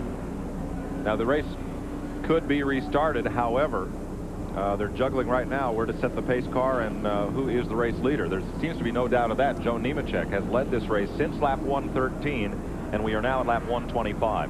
Hermie Sadler is back in, and we were a bit mistaken in that it was not a miscue in his pit. The right front tire changer was over the wall and in position as he should have been. However, Sadler in that impact lost a brake line, and he was unable to stop. He was sure trying. It's easy to do when that tire tears up like that. It'll rip the brake lines and everything in there off the car. We want to congratulate the grand prize winner in the TNN photo fake-out contest, and it's Ricky Allen Huffman. You see him driving around the streets of Hickory, North Carolina, maybe past Glenn Jarrett's house.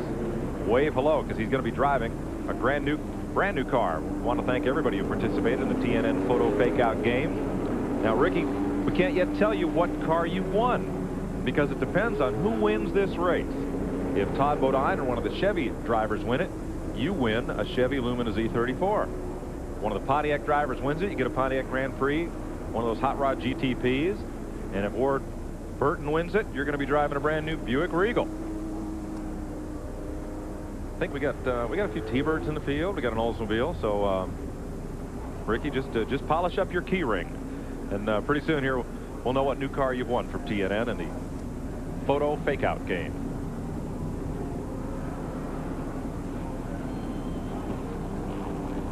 There's a look at the way they're running under caution. We'll be right back. It's country music's biggest night. Ricky Van Shelton, George Jones, and Susie Boggins host the TNN Music City News Country Awards. Live Monday, June 7th at 8 Eastern, only on TNN. Call now to order Bad Boats, the video. Main Event Entertainment brings you top fuel hydros ripping through the water at over 200 miles per hour. Experience the power and the danger in this one-of-a-kind video. These liquid quarter-mile missiles explode with excitement. This is boat racing at its finest. This incredible video will take you where an admission pass never will. Call now to order Bad Boats, the video. Grab a towel, hold on, and play it loud. Call now for Bad Boats for only $19.95. For faster delivery, please have your credit card ready. These videos make the perfect gift. That's 1-800-372-1300, 1-800-372-1300. Don't wait, call right now. Welcome back to Nazareth, PA. NASCAR Scoring has confirmed that these 5 cars, plus Joe Bessie, the 97 car, are on the lead lap, and they are working back through, double-checking scoring. They have several checks and balances system with both computerized and manual scoring to look back. So from the pace car back, you see Mike McLaughlin, then Robert Presley, Roy Payne, and Ward Burton. And a bunch of cars on back through there before we get to the man, there's Todd Bodine, before we get to the man who is the race leader, Joe Nemechek. There's the Dentine car left side of your screen. just behind Jack Sprague. So Nemechek is the leader. Now the question is, did the pace car pick up the wrong leader? Which is a possibility because Mike McLaughlin had not yet pitted at the time of the caution, in which case those cars would be allowed to go around to the tail end of the field. Or was McLaughlin the leader when the pace car came out, as was momentarily indicated on the scoreboard, in which case the lineup would stay as is. But Nemechek at lap 113, from 113 on, they've declared he has been the race leader. Mike, I don't doubt that Nemechek is showing his leader. I think with the big discussion now, the track has been race ready for 4 or 5 laps. They've got to get this sorted out before they drop the green. Right. The question probably is, should everyone in front of the 87 go around and start on the tail of the field? And they've got to make that decision before they drop this green flag. And it's going, like you say, check and double check. And as we check with Ward Burton's crew, and their scoring in their pit indicates that he is either on the tail end of the lead lap or 1 lap down, depending on how NASCAR rules and sorts this field out. So the man who has dominated the entire first half of this race, Ward Burton, who is seeking to win his 3rd straight, become only the 4th driver in Busch Series history to do just that, may sit 1 lap down. Well, for our contest winner in Hickory, North Carolina, here are your odds of what you're going to be driving, Ricky Huffman. There's 15 Chevrolets in the field, 8 Oldsmobiles, 5 Pontiacs, 4 Fords, and 2 Buicks. I tell you what, I knew the answer to every one of those photo fakeouts, and I'm still driving my old pickup truck around. I had a shot at that, and y'all wouldn't let me vote. Employees of TNN, their affiliates, their advertisers, etc., are, as usual, ineligible. Of course, Ricky doesn't get paid to watch these races like you do, so we'll let him have the car. I would do it for nothing. Shh. Oh, yeah, okay. Don't tell the boss that. Don't tell David Hall that. From here, TNN moves on to Dover, Delaware. We'll bring you doubleheader racing weekend, starting 2 weeks from yesterday. Up at Dover Downs, the Monster Mile, Busch Grand National Racing on Saturday, Winston Cup Racing on Sunday. We go on to Myrtle Beach, South Carolina, as well in the month of June, and we'll wind up the month of June at Watkins Glen, New York, with Saturday Busch Grand National Racing coverage, and then on Sunday we'll tape coverage of the IMSA Camel GT Series. But TNN viewers will see tape delayed at a later date. Mike, we just had a call. They said the reason we're waiting now, they're telling the 34 car to go to the rear of the field. They can't restart till they get these guys positioned where they want them to be. And well, I wonder, it's hard to tell a driver, hey, you go back to the rear. And he said, hey, I'm up here. I'm not going anywhere. So well, that may be a move up front. Yeah, because he is right in front of Joe Nemechek right now. If they send him to the back and indicate he's on the lead lap, then that would improve his position. Right now, he's 4 cars in line in front of Joe Nemechek. And they did give 1 to go. So whatever the decision, it's been made, and we're fixing to go green. Here's how it looks to us, folks. Robert Presley, Ward Burton, and Todd Bodine are right behind the pace car, but on the tail end of the lead lap. And Joe Nemechek is the race leader. Special guest in Nemechek's pit is TJ Sabatine, 4 years old, and afflicted with leukemia. He's from Bangor, Pennsylvania. The Make-A-Wish Foundation and Dentine invited TJ and his family to hang around with the crew this weekend as their guests. Very, very nice effort on the part of Joe Nemechek's team. There they are. You know, the Make-A-Wish Foundation is really getting involved with auto racing at Charlotte. They had a couple of children down there, and it's good to see them come around and meet all these drivers. Better than that, it's better for the drivers to meet the kids. What's funny is that TJ's folks say that they don't watch racing much on TV. TJ's 4 years old. They're not sure where he picked up the interest in it. But we're glad to have him here as a fan. They thought he was watching Sesame Street. And he was watching us. 3 abreast on the start. Pace car is still out there. They passed the pace car, and we get the green. Pace car was running about 5th when he pulled off the racetrack. I'm not sure how that's going to work if NASCAR's going to go for that. These guys are in a hurry. The fellas on the tail end of this lead lap, they want back up front. A lot of jostling down there in turn 2. There was Burton got shoved way outside. Yep. On that big shuffle. A bunch of cars where Burton went in there and got shoved way out in the loose stuff. And here's Nemechek coming right up under him to put Ward Burton a lap down, perhaps. Now, Butch Miller is right outside.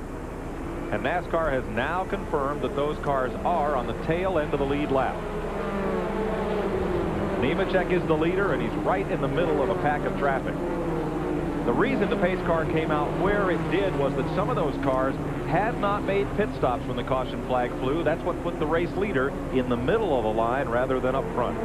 Since those cars were on the tail end of the lead lap, they start on the inside lane, their lead lap cars. And that was Presley, Burton, Todd Bodine, and the 74 of Jack Sprague.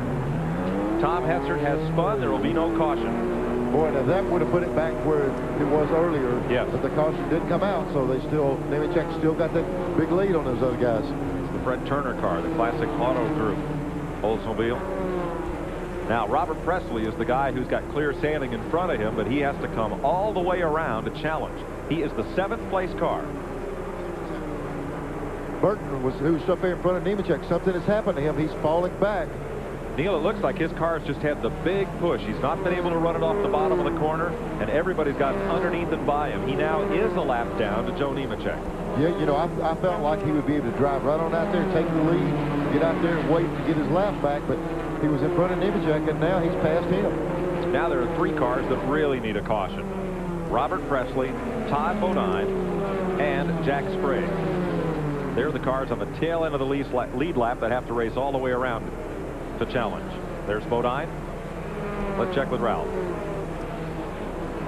With the crew chief for Todd Bodine. Clyde, you guys had a great position going. What is NASCAR telling you, and what is your standing on it? Well, NASCAR apparently is totally confused because we pitted the same time that the 59 and the 2 did. They took on 4 tires, we took on 2. They're trying to tell us we were a lap down, and then they tried to tell us we come in on the wrong pit lap with the lap lead cars, which we were on the lead lap. I can't get a straight answer out of them. I don't think they know what's going on right now.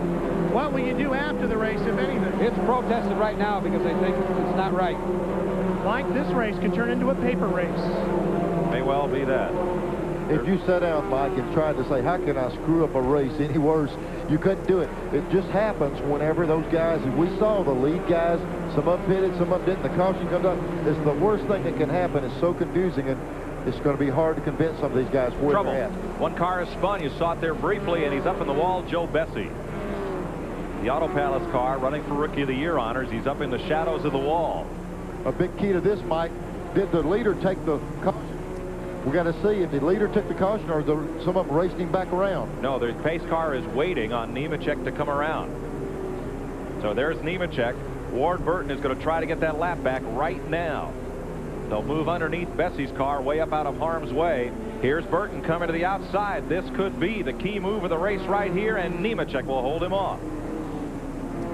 Burton remains a lap down. Now, Burton stayed down, but Presley and the other guys in front of him got that lap back. That is correct. Presley, Todd Bodine, and did get their laps back. Did get their lap back. Burton and Jack Sprague did not. Those were the 4 cars in question. And Neil, looking back at it, as scoring was showing Mike McLaughlin as the leader, the pace car then would have been correct in picking him up, and those other cars that stopped would have been lined up behind him. But if they were lead lap cars, then the question becomes, at what point did the pace car go out? Who was the leader at that moment? And do you send those cars on around to the tail end? NASCAR decided no, and they restarted the race as they did. The caution comes out to the advantage of Robert Presley and Todd Bodine, and the disadvantage of this man, Ward Burton, and Jack Sprague. Here, see Bessie lose the car going into turn 3 there. Backs it up in the outside wall. That was the leaders right there that went under him. There was the 87 of Nemechek, but they came around. They didn't put the caution out that lap. They waited until they went under the flag stand, so that meant they had to race back around again. Hermie Sadler goes to pit road. Let's check with Glenn. Well, Mike, I'm in the middle of all this confusion in the number 2 Hardy's pit down here, and these guys really don't know what's going on. They're still not certain they're a lap down. NASCAR's saying they are. The problem they got now, the reason that Ward fell back on that restart, they think they got a tire going down, and now they're trying to find out that if they indeed do have a tire going flat, you know, can they come in and change another caution, because they changed all their one-tire per positions under that last caution a while ago. So a lot of dejection, frustration down here right now. They're talking it over with the Hoosier tire engineer, have talked to NASCAR. They're going to try to sort this thing out, but boy, things fell apart in a hurry for Ward. Thanks, Glenn. Joe Bessie was the 4th place car when he bounced off the wall there at the final corner here in Nazareth. Nemechek's the leader. Tommy Houston, Chuck Bound, Steve Grissom, and Tim Fedowa up front. Craftsman Tools. Chosen the official tools of NASCAR. The official tools of NHRA. The official tools of IndyCar racing. Next time you need a tool, what tool are you gonna choose? 1,600 Craftsman hand tools, made in America, guaranteed forever. You can count on me. Only at Sears. Honey, let's go for broke. Whitey Harrison doesn't believe in the word old. I've been surfing since 1927. Maybe that's why he uses Armor All Protectant on his dash, seats, and even his tires. In minutes, Armor All helps protect them from fading and aging. Without this stuff in your car, it's like surfing naked. Armor All, there is a fountain of youth, and now we guarantee it. If your new car dash ever cracks, we'll replace it. Guaranteed. You about finished? How's it going? Great. We have a lot of good mechanics that shop at AutoZone. Well, you also have a lot of people who just want to save some money by doing a simple job themselves, like changing their oil or putting in new plugs. They just want to come in, get what they need, and get out. Well, at AutoZone, we have parts for just about every car made. So if you know what you want, great. But if you're not quite sure about something, no problem. We'll help. After all, that's what we're here for. We've had Old Blaze for 16 years. I mean, this Old Blaze. My husband uses it for all of his hunting and fishing trips. He and the dog absolutely love that car. Someday, when even AC Delco Parts can't keep it going, we'll just park it out back so he and the dog can sit in it and reminisce. AC Delco Parts. It's like buying time. Now through July 5th, save up to $11.60 on AC spark plugs and filters. Today's exclusive TNN coverage of the Laneco 200 is being brought to you by AC Delco. It's like buying time.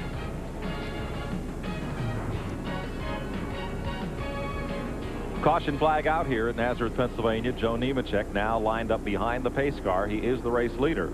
And Ward Burton was unable to get his lap back. Same with Jack Sprague. Tommy Houston's the second place car, the all-time leading race starter in this series. And Chuck Bound, carrying our in-car camera, he's up to third.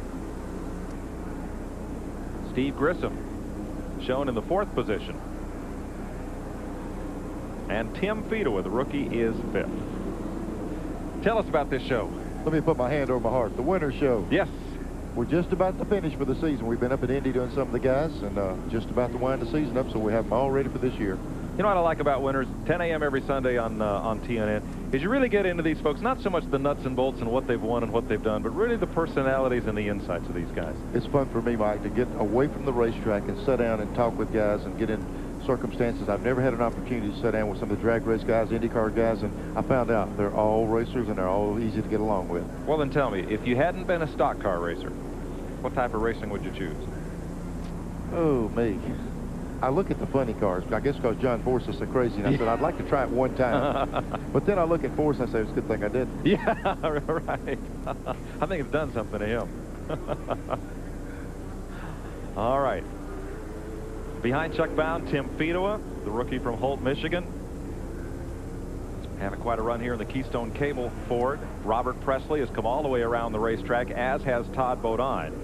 And according to our unofficial tally, they are the 6th and 7th place cars. Joe Bessie was in the top 5 when he crashed up into the wall. Hermie Sadler had a great day at Martinsville, had a tough day here.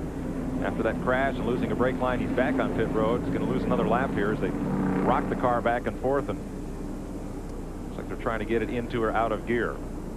Upcoming Busch Series races, and all of these are televised. 3 of them on TNN. Will be at Dover, Delaware, June 5th.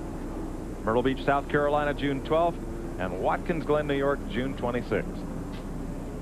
Next Saturday, they go to Charlotte. Let's add David Green to that group of cars on the lead lap, and Butch Miller. And we're still double-checking Todd Bodine. We're carrying him on the tail of the lead lap, but we'll wait for confirmation from scoring. 1 lap down, Ward Burton and Jack Sprague. We can take you back to 9th position. We're talking here during the break about computerized scoring, and they have a really really expensive system at Indianapolis. Not only measures every lap, but Neil, they put a you're saying they put a transponder on every car and even the backup cars. So you know whether somebody's taken out a backup car or done anything like that? When it goes out of the garage area, it records this is car number so-and-so going out, 11-1 or 11-2, you know, being the backup cars. Also at the start-finish line, there's a line under there. Even we went down and ran the first race in Australia. When I won that race there, we bolted a little deal in the floor. Every lap by it recorded. I could look on the scoreboard and tell what lap I was and what speed I'd ran that lap. One to go, so they've decided to turn them loose again. Let's update on Todd Bodine. Scoring was showing him he did come back around, but they are showing him 1 lap down in 12th position. You heard crew chief Clyde McLeod indicate they have already filed a protest with NASCAR on the scoring. There's Bobby Dotter in the DeWalt Tools car. You're looking at him from Chuck Bound's car as they clean the tires off. Inside Winston Cup Racing airs at 11 a.m. every Sunday right here on TNN. All those phone-in questions that you send us, we pass along to the folks at Sunbelt Video that produce Ned Jarrett's show and give you an insight into the inner workings of Winston Cup Racing. Here's Glenn. Mike, the disbelief in the Hardee's pits intensifies now. NASCAR has informed them that they are 2 laps down. That's why Todd Bodine is still being shown 1 lap down, even though he made up a lap. They're saying he was 2 laps down. This is bizarre, to say the least. Well, as Alice said in Wonderland, things get curiouser and curiouser. Now, 1 lap, I almost could say that's right. 2, it gets questionable because, you know, I know he stayed out, but mass confusion. Be a long day here in Nazareth. And there's the score sheet being handed back up. Well, they're going to race for it, whether it's 1 lap down, 2 laps down, or 20. And we're getting green. You know, Burt questioned, did he have a flat tire? He's going to stay out. He must think everything's okay. Jack Sprague takes the measure of him and moves up. And Joe Nemechek darts away from the field. Here comes Burton right back on the outside. Sticking pretty good. Looking for the second place car. Looking for Tommy Houston and Chuck Bound just behind Jack Sprague there. There's Houston, the 0 car. Bound in 63, and Steve Grissom. 2nd, 3rd, and 4th. Side by side, Bound and Houston into the corner, into 1. You ride with Chuck Bound as he chases 2nd place.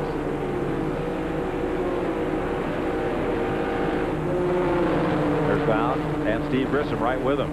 2nd, 3rd, and 4th. Ward Burton passes the race leader. Burton got 1 of those laps back. Now, what's really going to be a hassle is to try to get that other one back. Jack Sprague just behind Nemechek now.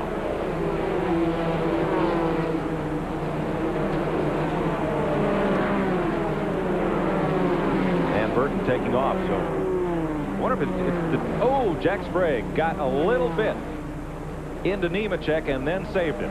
Close one there. I think you were. Oh, here we go. Tommy Houston. Yep.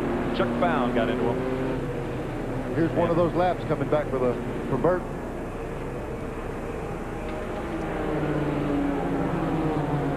Well, you saw the contact as Chuck Bound tried to dive underneath Tommy Houston and take away 2nd place. Mike, that's tough on a track like this. We saw Bound get up under him, almost clear him coming into the dog leg on the front straightaway. He'd been trying him every lap, and then, you know, they just happened to touch. Take a look at it. You saw it from Chuck Bound's point of view. Here's a different angle. Here's a case where Chuck says, hey, I've got the inside. He's got the nose in on the inside right there. He thinks he's got him cleared. The 0 car, Tommy Houston. Houston comes down the line. Looks like Tommy coming down. It's hard to say, but they got together right there. Luckily enough, no one else got into him. Well, as we said earlier, the groove here is so narrow once you get up and out of it. Not going to have too many multi-car wrecks on that account. Everybody's diving for the bottom there. Glenn Jarrett. Mike, happy days are here again in the Hardee's pits. Right after that restart, when Ward unlapped himself there before that caution, NASCAR came by and said, okay, now you're only 1 lap down. They said, you mean now? Or we were 1 lap down. They said, no, you were 1 lap down. So now they're telling them that they're back in the lead lap. We'll update you when it changes again. Well, that sounds right to us, Glenn. I would think it would go in that direction. I think that I honestly believe he lost a lap by that set of circumstances. And now if he's back in the lead lap, he's on the tail end of this thing. He's got a shot to come all the way back to the front. Tommy Houston is okay. The same cannot be said for his Roses Ford. That's the way it should be. We'll be back to Nazareth, Pennsylvania, right after this.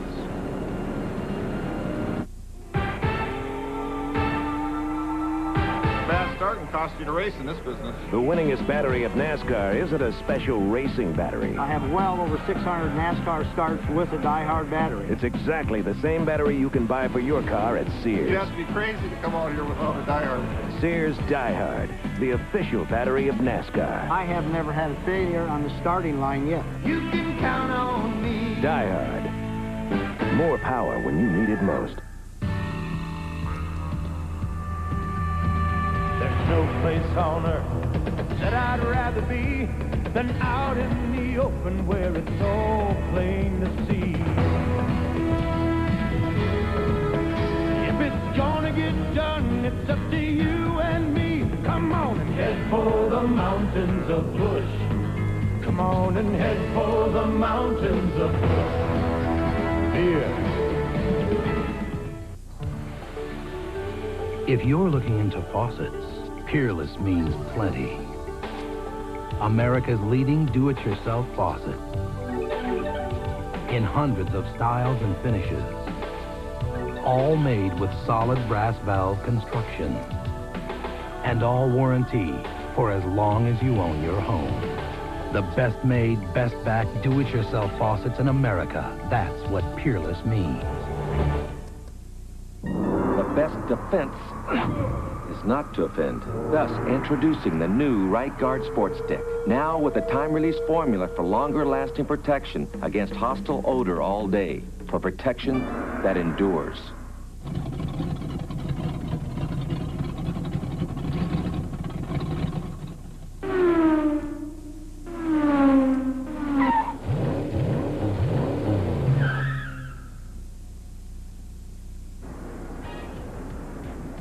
Today's exclusive TNN coverage of the Laneco 200 is being brought to you by Napa, because there are no unimportant parts.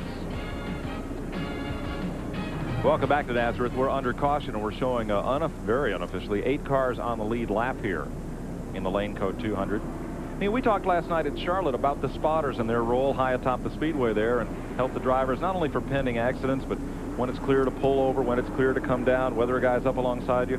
Here, it's very tough because the spotters atop the transporters and in other locations, there's nowhere here where you can see the entire racetrack or where they could see down into the corner where that incident happened. Mike, we've got the highest place there is sitting here doing this TV broadcast, and we basically can't see the back straightaway in certain areas, so it's up to the driver to make that call on most occasions. You see how the view's obscured for these scorers, or rather spotters.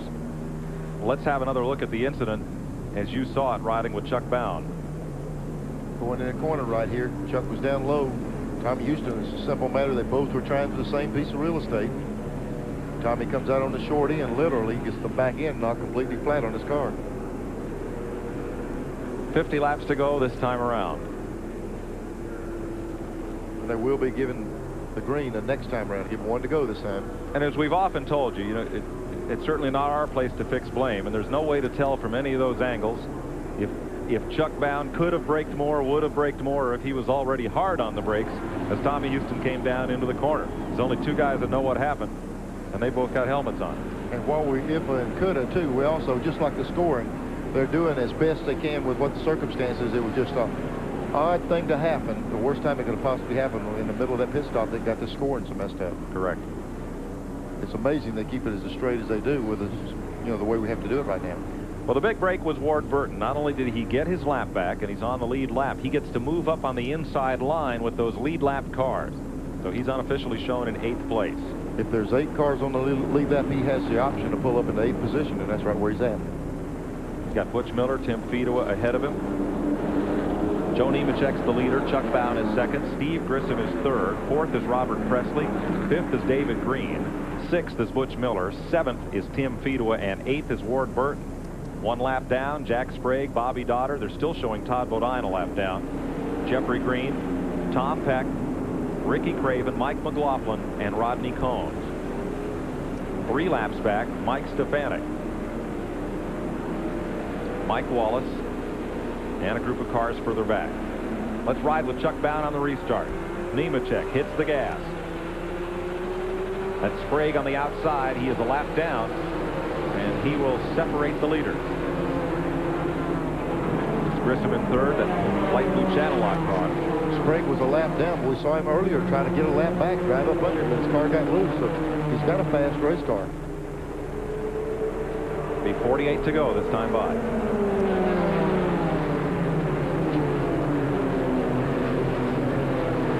Ralph?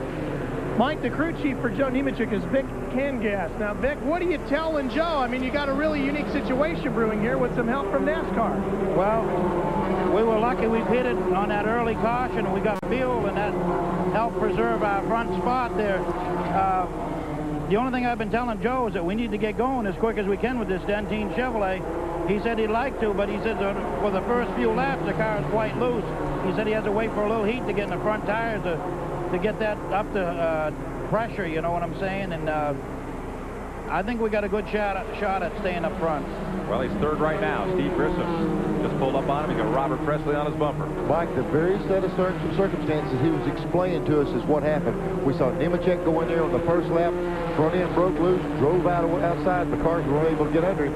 He said his car comes to him a few laps later, but he lost a lot of positions early.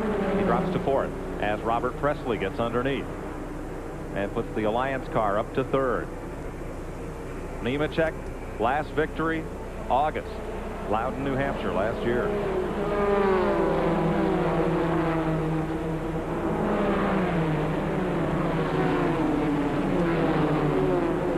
Steve Grissom up to second, and Chuck Bound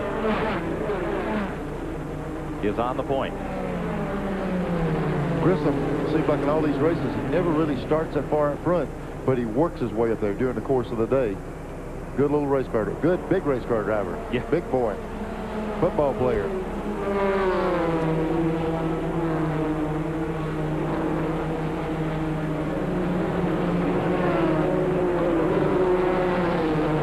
See Presley really working on Grissom. Presley's took a look to the inside a couple times, wasn't able to make it. Both recent winners, Grissom at Hickory, Presley at Darlington. In fact, the man up front, Chuck Bound, has not won since 1991.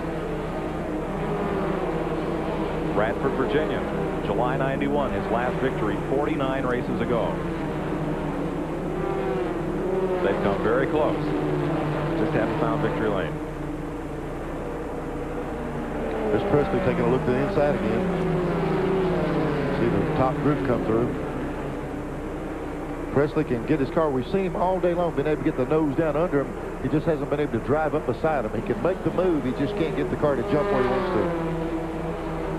He's all over Grissom. Keeps giving that little feint to the inside.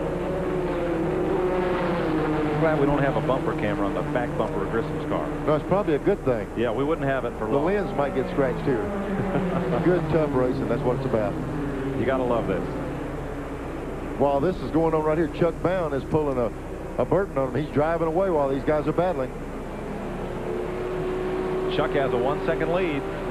Here's Ralph. If you remember, Chuck Bound had motor problems earlier on in this race. The engine was cutting out on him. He called in, said it was acting like it was flooding. The crew changed everything that they could think of to try to get that machine running properly. They don't feel they have the strongest car in this field. They haven't had any problems since those pit stops early on, but they think they got a strong enough car and a good enough driver to maybe nurse a victory out of this one. Jeff Hensley and crew for Chuck Bound. See Bobby Daughter's car start to smoke a good bit the last lap or two. Boy, Chuck Bound is stretching that lead out now. Well, most of the people who have had the lead today have been able to stretch it out a little bit because the battling's been so good behind them, like this for second place. Steve Grissom, Robert Presley, and Joe Nemechek, as Vic Kangas told us, once the tires come up to temperature and the car starts to hook up, he's coming back toward the front. Presley will try the outside. Yeah, he's tried him inside, and he takes a look to the outside. All these turns just continuously cranking around. There's Presley on the inside.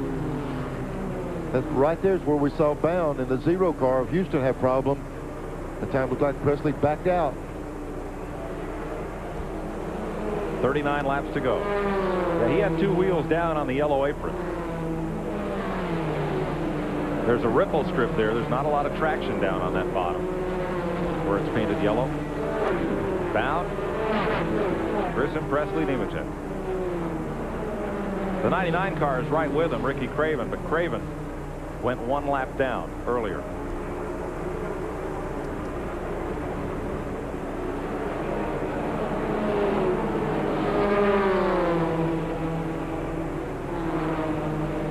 Back behind them, David Green and the 75 of Butch Miller battle, and Ward Burton is back with them.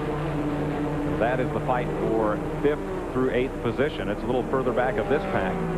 There they are. There's Burton diving to the inside, getting around another car. Sprague got up under him. He's picking them off one at a time. Burton got back there well back on that restart, and he's had to do a lot of work to get around some of those cars. He's picking them off, but he's got, here we are at the lap 163. He's running out of time. He's the 7th place car now. I believe he has passed Tim Fiedel. Jeff Burton back on pit road. Smoke from the rear of that machine.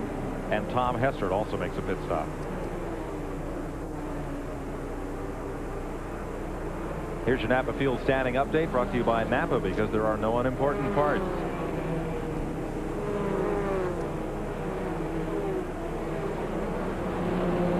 Robert Presley has tried everything but going through Steve Grissom. Let me tell you, Presley's doing a good job of putting the pressure on, but so is Grissom doing a good job of handling it.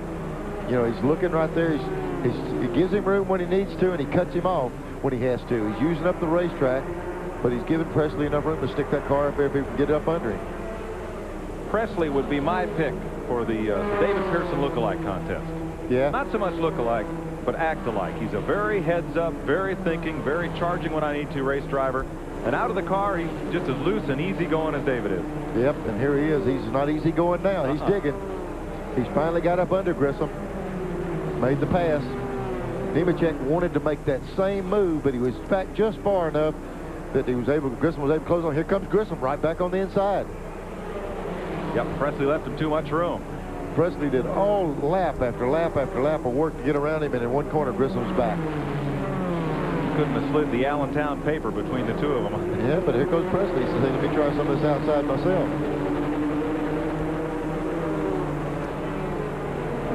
Great racing for 2nd place. Chuck Bound is the race leader.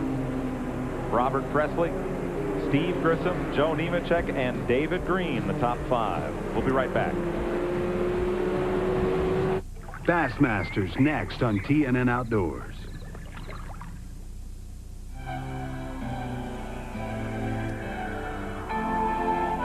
The Nashville Network is a service of Gaylord Entertainment Company.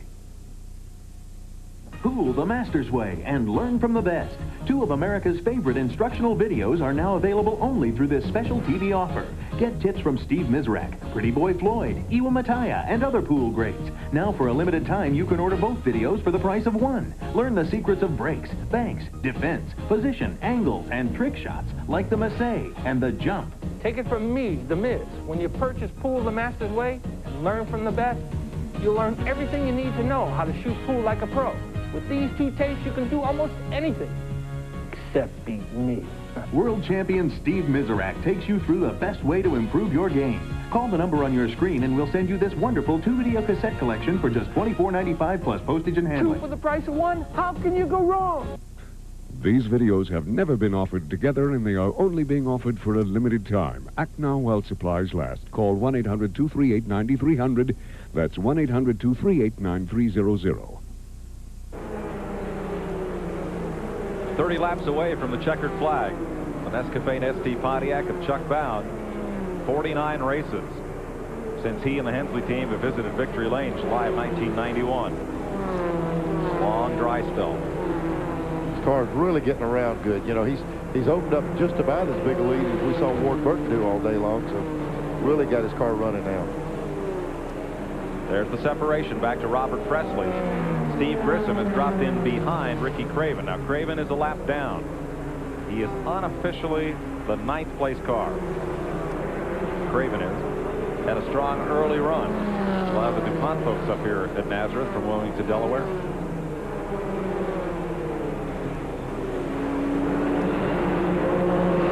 Seems like if the guy can get out front, Mike, and run by himself, he can really put some distance on these people. These guys back here mixing it up tend to lose a little bit of ground to them.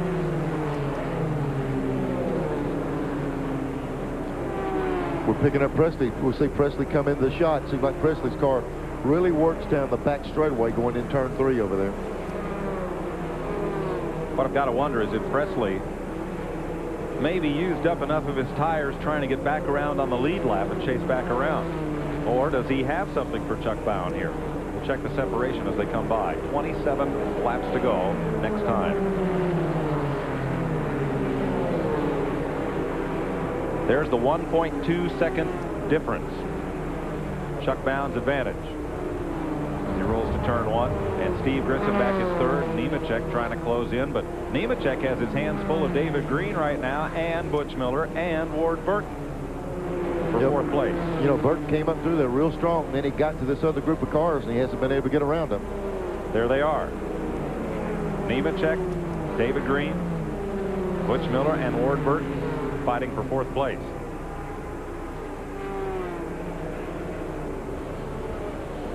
Tim Fido also on the lead lap in 8th, a bit further back.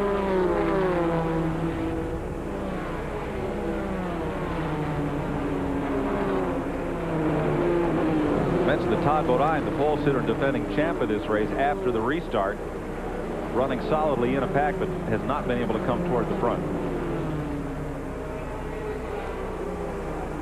You know, we heard him say Nemechek's car would come around a little bit. He did move up for a while, but it seems to have leveled off. He's not gaining on the leaders right now. No, but neither is David Green gaining on him very much.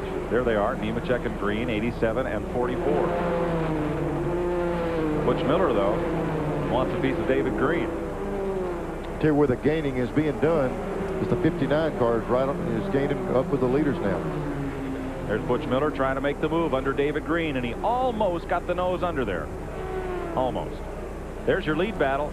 Chuck Bowen had, what we say, 1.2 seconds of advantage. Gone.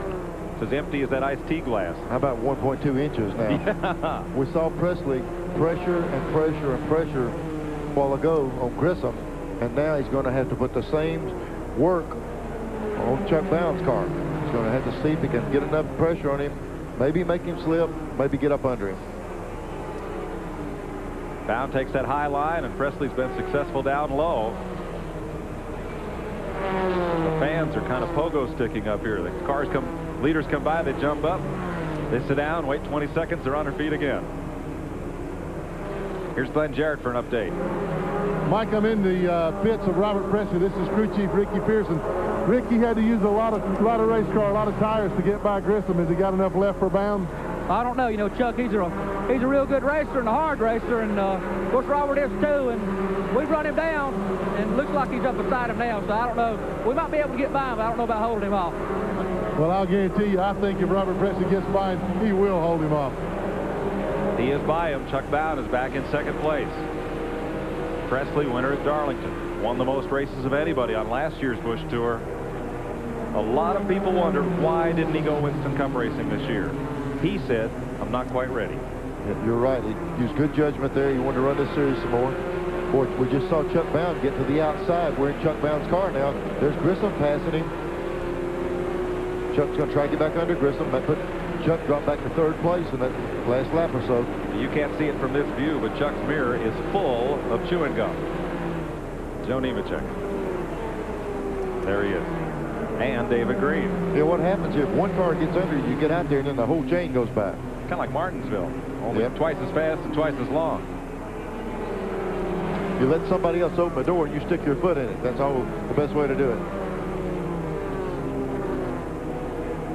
Here's Ralph. Mike, the word out of Steve Grissom's car is that he was feeling fairly weak during that last long stretch of green flag racing.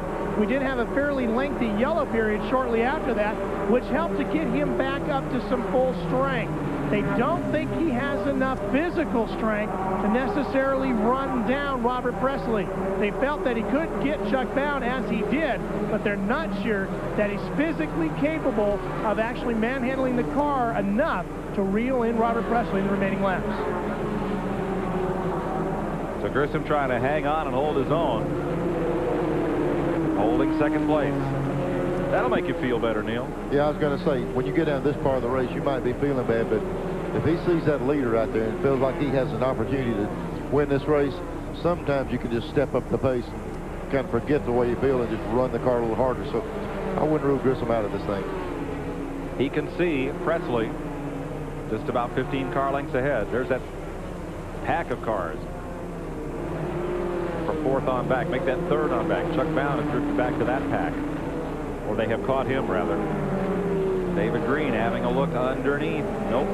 Not Nemechek, not that time. And Ward Burton right there.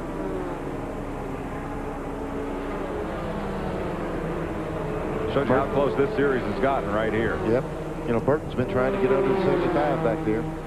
He caught this pack. He couldn't do anything with him. We see Nemechek sticking her nose down, trying to get up under Chuck Bound. Got him stacked up here now. A little bump in there, it looked like. Or did David Green just drop a wheel off the edge? David Green's going to the inside. He couldn't pull up beside Nemechek. Grissom's got another strong incentive for staying out there. He's the point leader, but by only 5 points over David Green. Somebody stumps their toe here, they'll fall back 3 positions. You make just a little bit of a bobble and you go way back.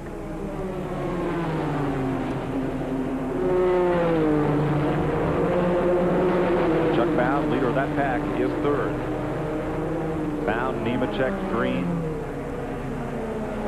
Miller, and Ward Burton. Boy, everybody's trying to get a little lower than the guy just in front of him. Nemechek's done it. He's under Chuck Bound. Ooh, not quite.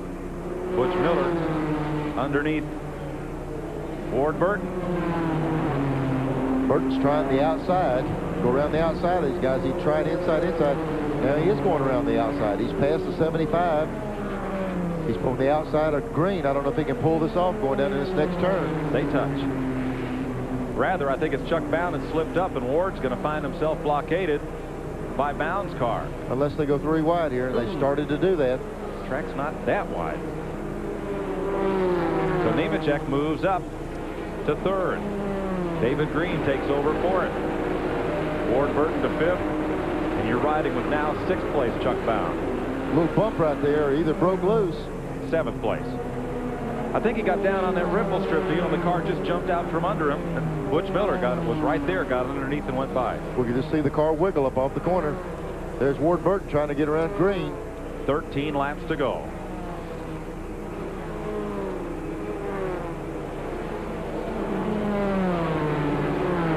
That's the toughest race we got in the front right now. These guys battling right here. 4th and 5th place. Excuse me, 3rd and 4th place.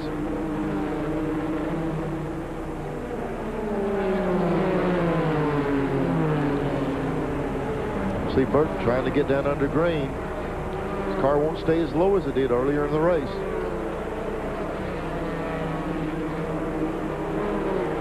I would say that the Goodyear Hoosier deal right now is pretty even up as far as this place is concerned. That's Burton on Hoosiers and Butch Miller. There's Burton driving to the inside and couldn't make the pass. We see that move right there a lot, but you've really got to get a run off that corner to have that guy cleared going in the corner. That's the move David Green was making on Chuck Bound. And finally it paid off. Here's Burton. Now Burton's down on the inside. Oh, there's room. He had the yellow ripple strip under about the center of the rear end section when he went in that corner to make sure he had room.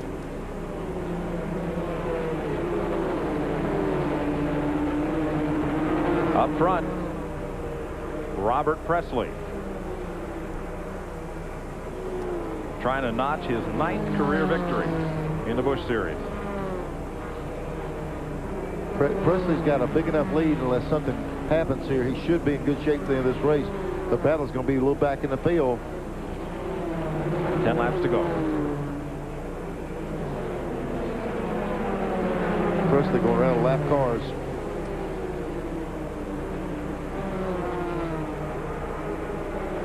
seeing that shot. There's Grissom. Grissom has actually closed it up some. No, I'm sorry, that wasn't Grissom. That was another blue car. Grissom's still back there a good way. 2.7 seconds. I think that was Roy Payne, the Hyde Tools car. 2.7 seconds. That cat fight is going to be for third. Yeah, they're going at it right now. We've got Ward Burton and Nemechek going at each other. There's Nemechek, left side of your screen. Ward Burton is there. David Green wants a piece of it. Butch Miller. This one's going to go right to the wire for third. There's Burton taking a look down the inside.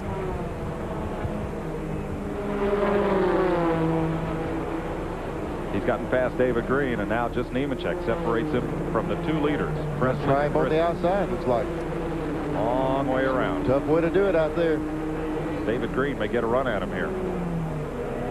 Almost. Yeah, you open that door enough, the guy behind you will just step in. Yep. High side again for the 2 car.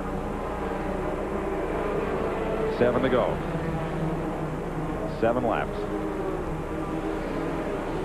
Ward Burton's strongest move has been up off turn 4 to get real low. Drive up under guy coming off turn 4. We're coming around that area right now. There it is. Down to the inside. Didn't quite make it. Nope. Now coming up on this next one as they come in right here. He's been able to crank the car down on some occasions and drive up under him right off of this corner.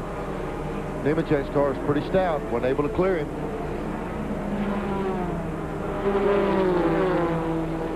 You know, it's funny, you go around almost 4 or 5 turns on this track, and you kind of put all your eggs in a basket and say, yeah, I got to cash him in over here. Let me get through here, and get in the right position, and we'll try it. There he goes. He's up on the inside of him right here. Long run down that back straightaway. No. Nemechek holds him. Nemechek's got a lot of power at the end of the straightaway. Yep. There goes Burton, high on the outside. Going to swing it back low, try to get up under him. While this is going on, David Green says, hey, if you get out there far enough, I'll jump in that place. That's just it. Burton doesn't even look like he knows David Green's there. He's just going right after Nemechek. Lap traffic. Yeah, lap traffic could be a problem right here. Not a problem, but just something to deal with. There we go. We see. Nemechek just blew up. Fuse wasn't long enough. Nope. He's going to have to be careful not to turn it around right here. Big oil fire. That was oil hitting the headers. 4 laps to go. The question is now, do we go? Will they be able to get it back on the green? A lot of liquid coming out of the 87 car. But he gets it off the racetrack. Did a nice job. And that liquid is down the bottom of the straightaway. Nobody has yet had a problem in the corners where that car let go. We are still green with 4 laps to go. And here's Ricky Craven trying to get a lap back from Robert Presley. I think Presley's just been really cautious. He knows that oil's up there. He's got a big lead. He's going to be as cautious as he can, and Craven got around him. 3 to go. Puts Craven back on the lead lap.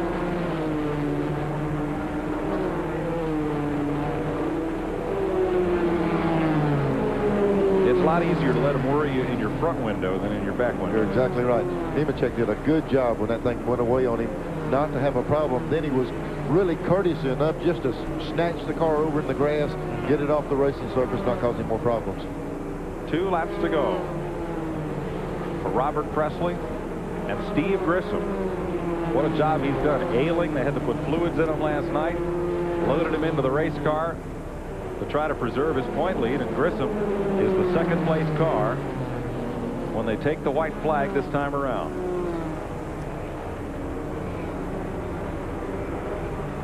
Presley with 1 to go took the white flag.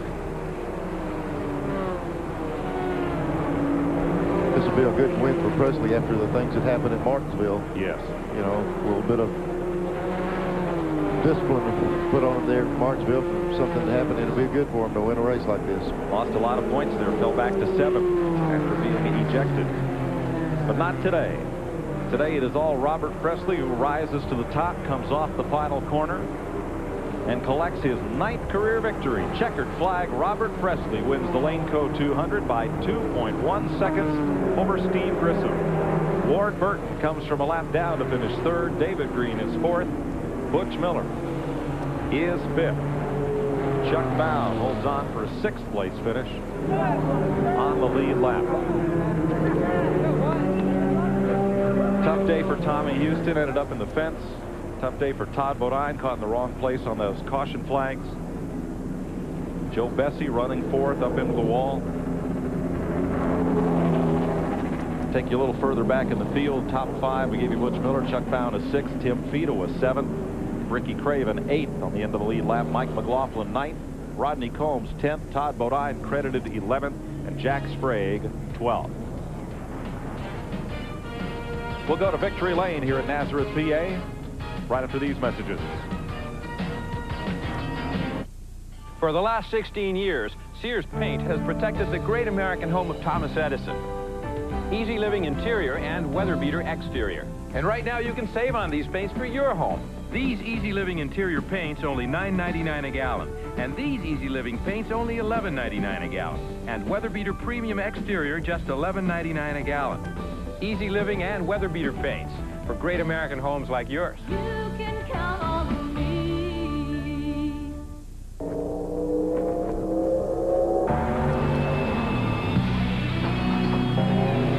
Miller Genuine Draft Rusty Wallace stock car. See it. Hear it.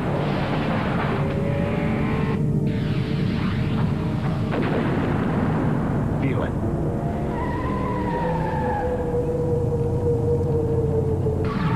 Catch it, if you can. Man, we're out here to test. Nothing but rain. Hey, where's Mario? Two champions sharing a winning formula. Haviland Formula 3. I hear your power is looking good for you this year. It's unbelievable. Must run pretty hot in a tight draft, though. Got that pretty well beat. Complete professionals who rely on the same complete protection you can buy right off the shelf. Yeah, I'm wide open all the time. Hey, only way to do it. Haviland Formula 3 motor oil from Texaco. Quit raining, please. Okay, 3 reasons not to buy BF Goodrich TA tires. The only hairpins you're comfortable with are the ones your grandmother uses. You get white knuckles on a dime store pony. You think 55 miles an hour is quite fast enough, thank you. BF Goodrich TA tires when you're ready to get serious. Robert Presley has notched his 9th career Busch Grand National victory at today's Laneco 200 in Nazareth, Pennsylvania. And that means Ricky Allen Huffman wins a brand new Chevy Lumina. And just so you feel good, we'll put a dent in the door, just like Robert Presley, before we give it to him. Wonder if he'll get a black and gold one. Let's find out. In Victory Lane, Glenn Jarrett is there. All right, Robert Presley is celebrating with his family. Robert, from the penalty box at Martinsville to Victory Lane here at Nazareth. That's a pretty tough day, though, wasn't it? Yeah, it was. You know, they made us a little mad there at Martinsville, but, you know, that was 2 weeks ago, and it's over, and we just drove this old Alliance tractor trailer training Chevrolet and put it on cruise, and I tell you, this brand new car, we just brought it out at Martinsville, and it was real fast there, and again today, it was wicked fast. Well, everything going your way pretty well to the last few laps when Nemechek's engine went away. Looked like there might have been a little oil down there. Well, Ricky kept telling me, you know, we had a 3-4 second lead. He said, just ride. And I said, make sure the 99 car, you know, ain't lapped down or anything. I kept watching scoreboard, but whenever I seen that, I just motioned Ricky on around me. I didn't want him racing me. Well, congratulations. This young man wants to say hello to somebody. Hey, Tanya. Okay. Happy group there in Victory Lane. Presley led the last 24 laps of this race to notch the victory. Well, the runner-up retains the point lead. That's Steve Grissom. Here's Ralph. Well, the first question is, how do you feel? Oh, not too bad. I tell you, I can't say enough for these guys. They got the car, was driving real good. And these doctors here this morning, they put some go juice in me, and I tell you, was able to hold on there and come home with a second place finish right here in Pennsylvania, right here with all the Channel Lock people. It was a kind of a rough day out there for a lot of people with the scoring and how that all unfolded. Did it help you? Did it hurt you? And how did you deal with it? No, I'd say it had to have helped us because we pitted there, I guess, about 50 laps or so. We needed to adjust on the car. And we got gas, and then it went green there, and the guys that didn't pit had to stop there around 100 laps. And, you know, I just kind of, you know, half the cars that had to make green flag stops, and or some of them had made it under the yellow. And that gave us track position, and then from there, we were able just to hold it off and come home with a good finish.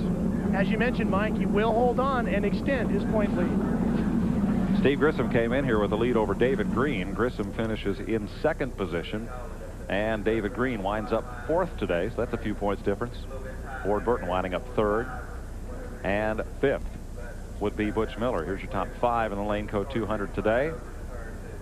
2 Hoosier cars in the top 5, 3 Goodyear cars.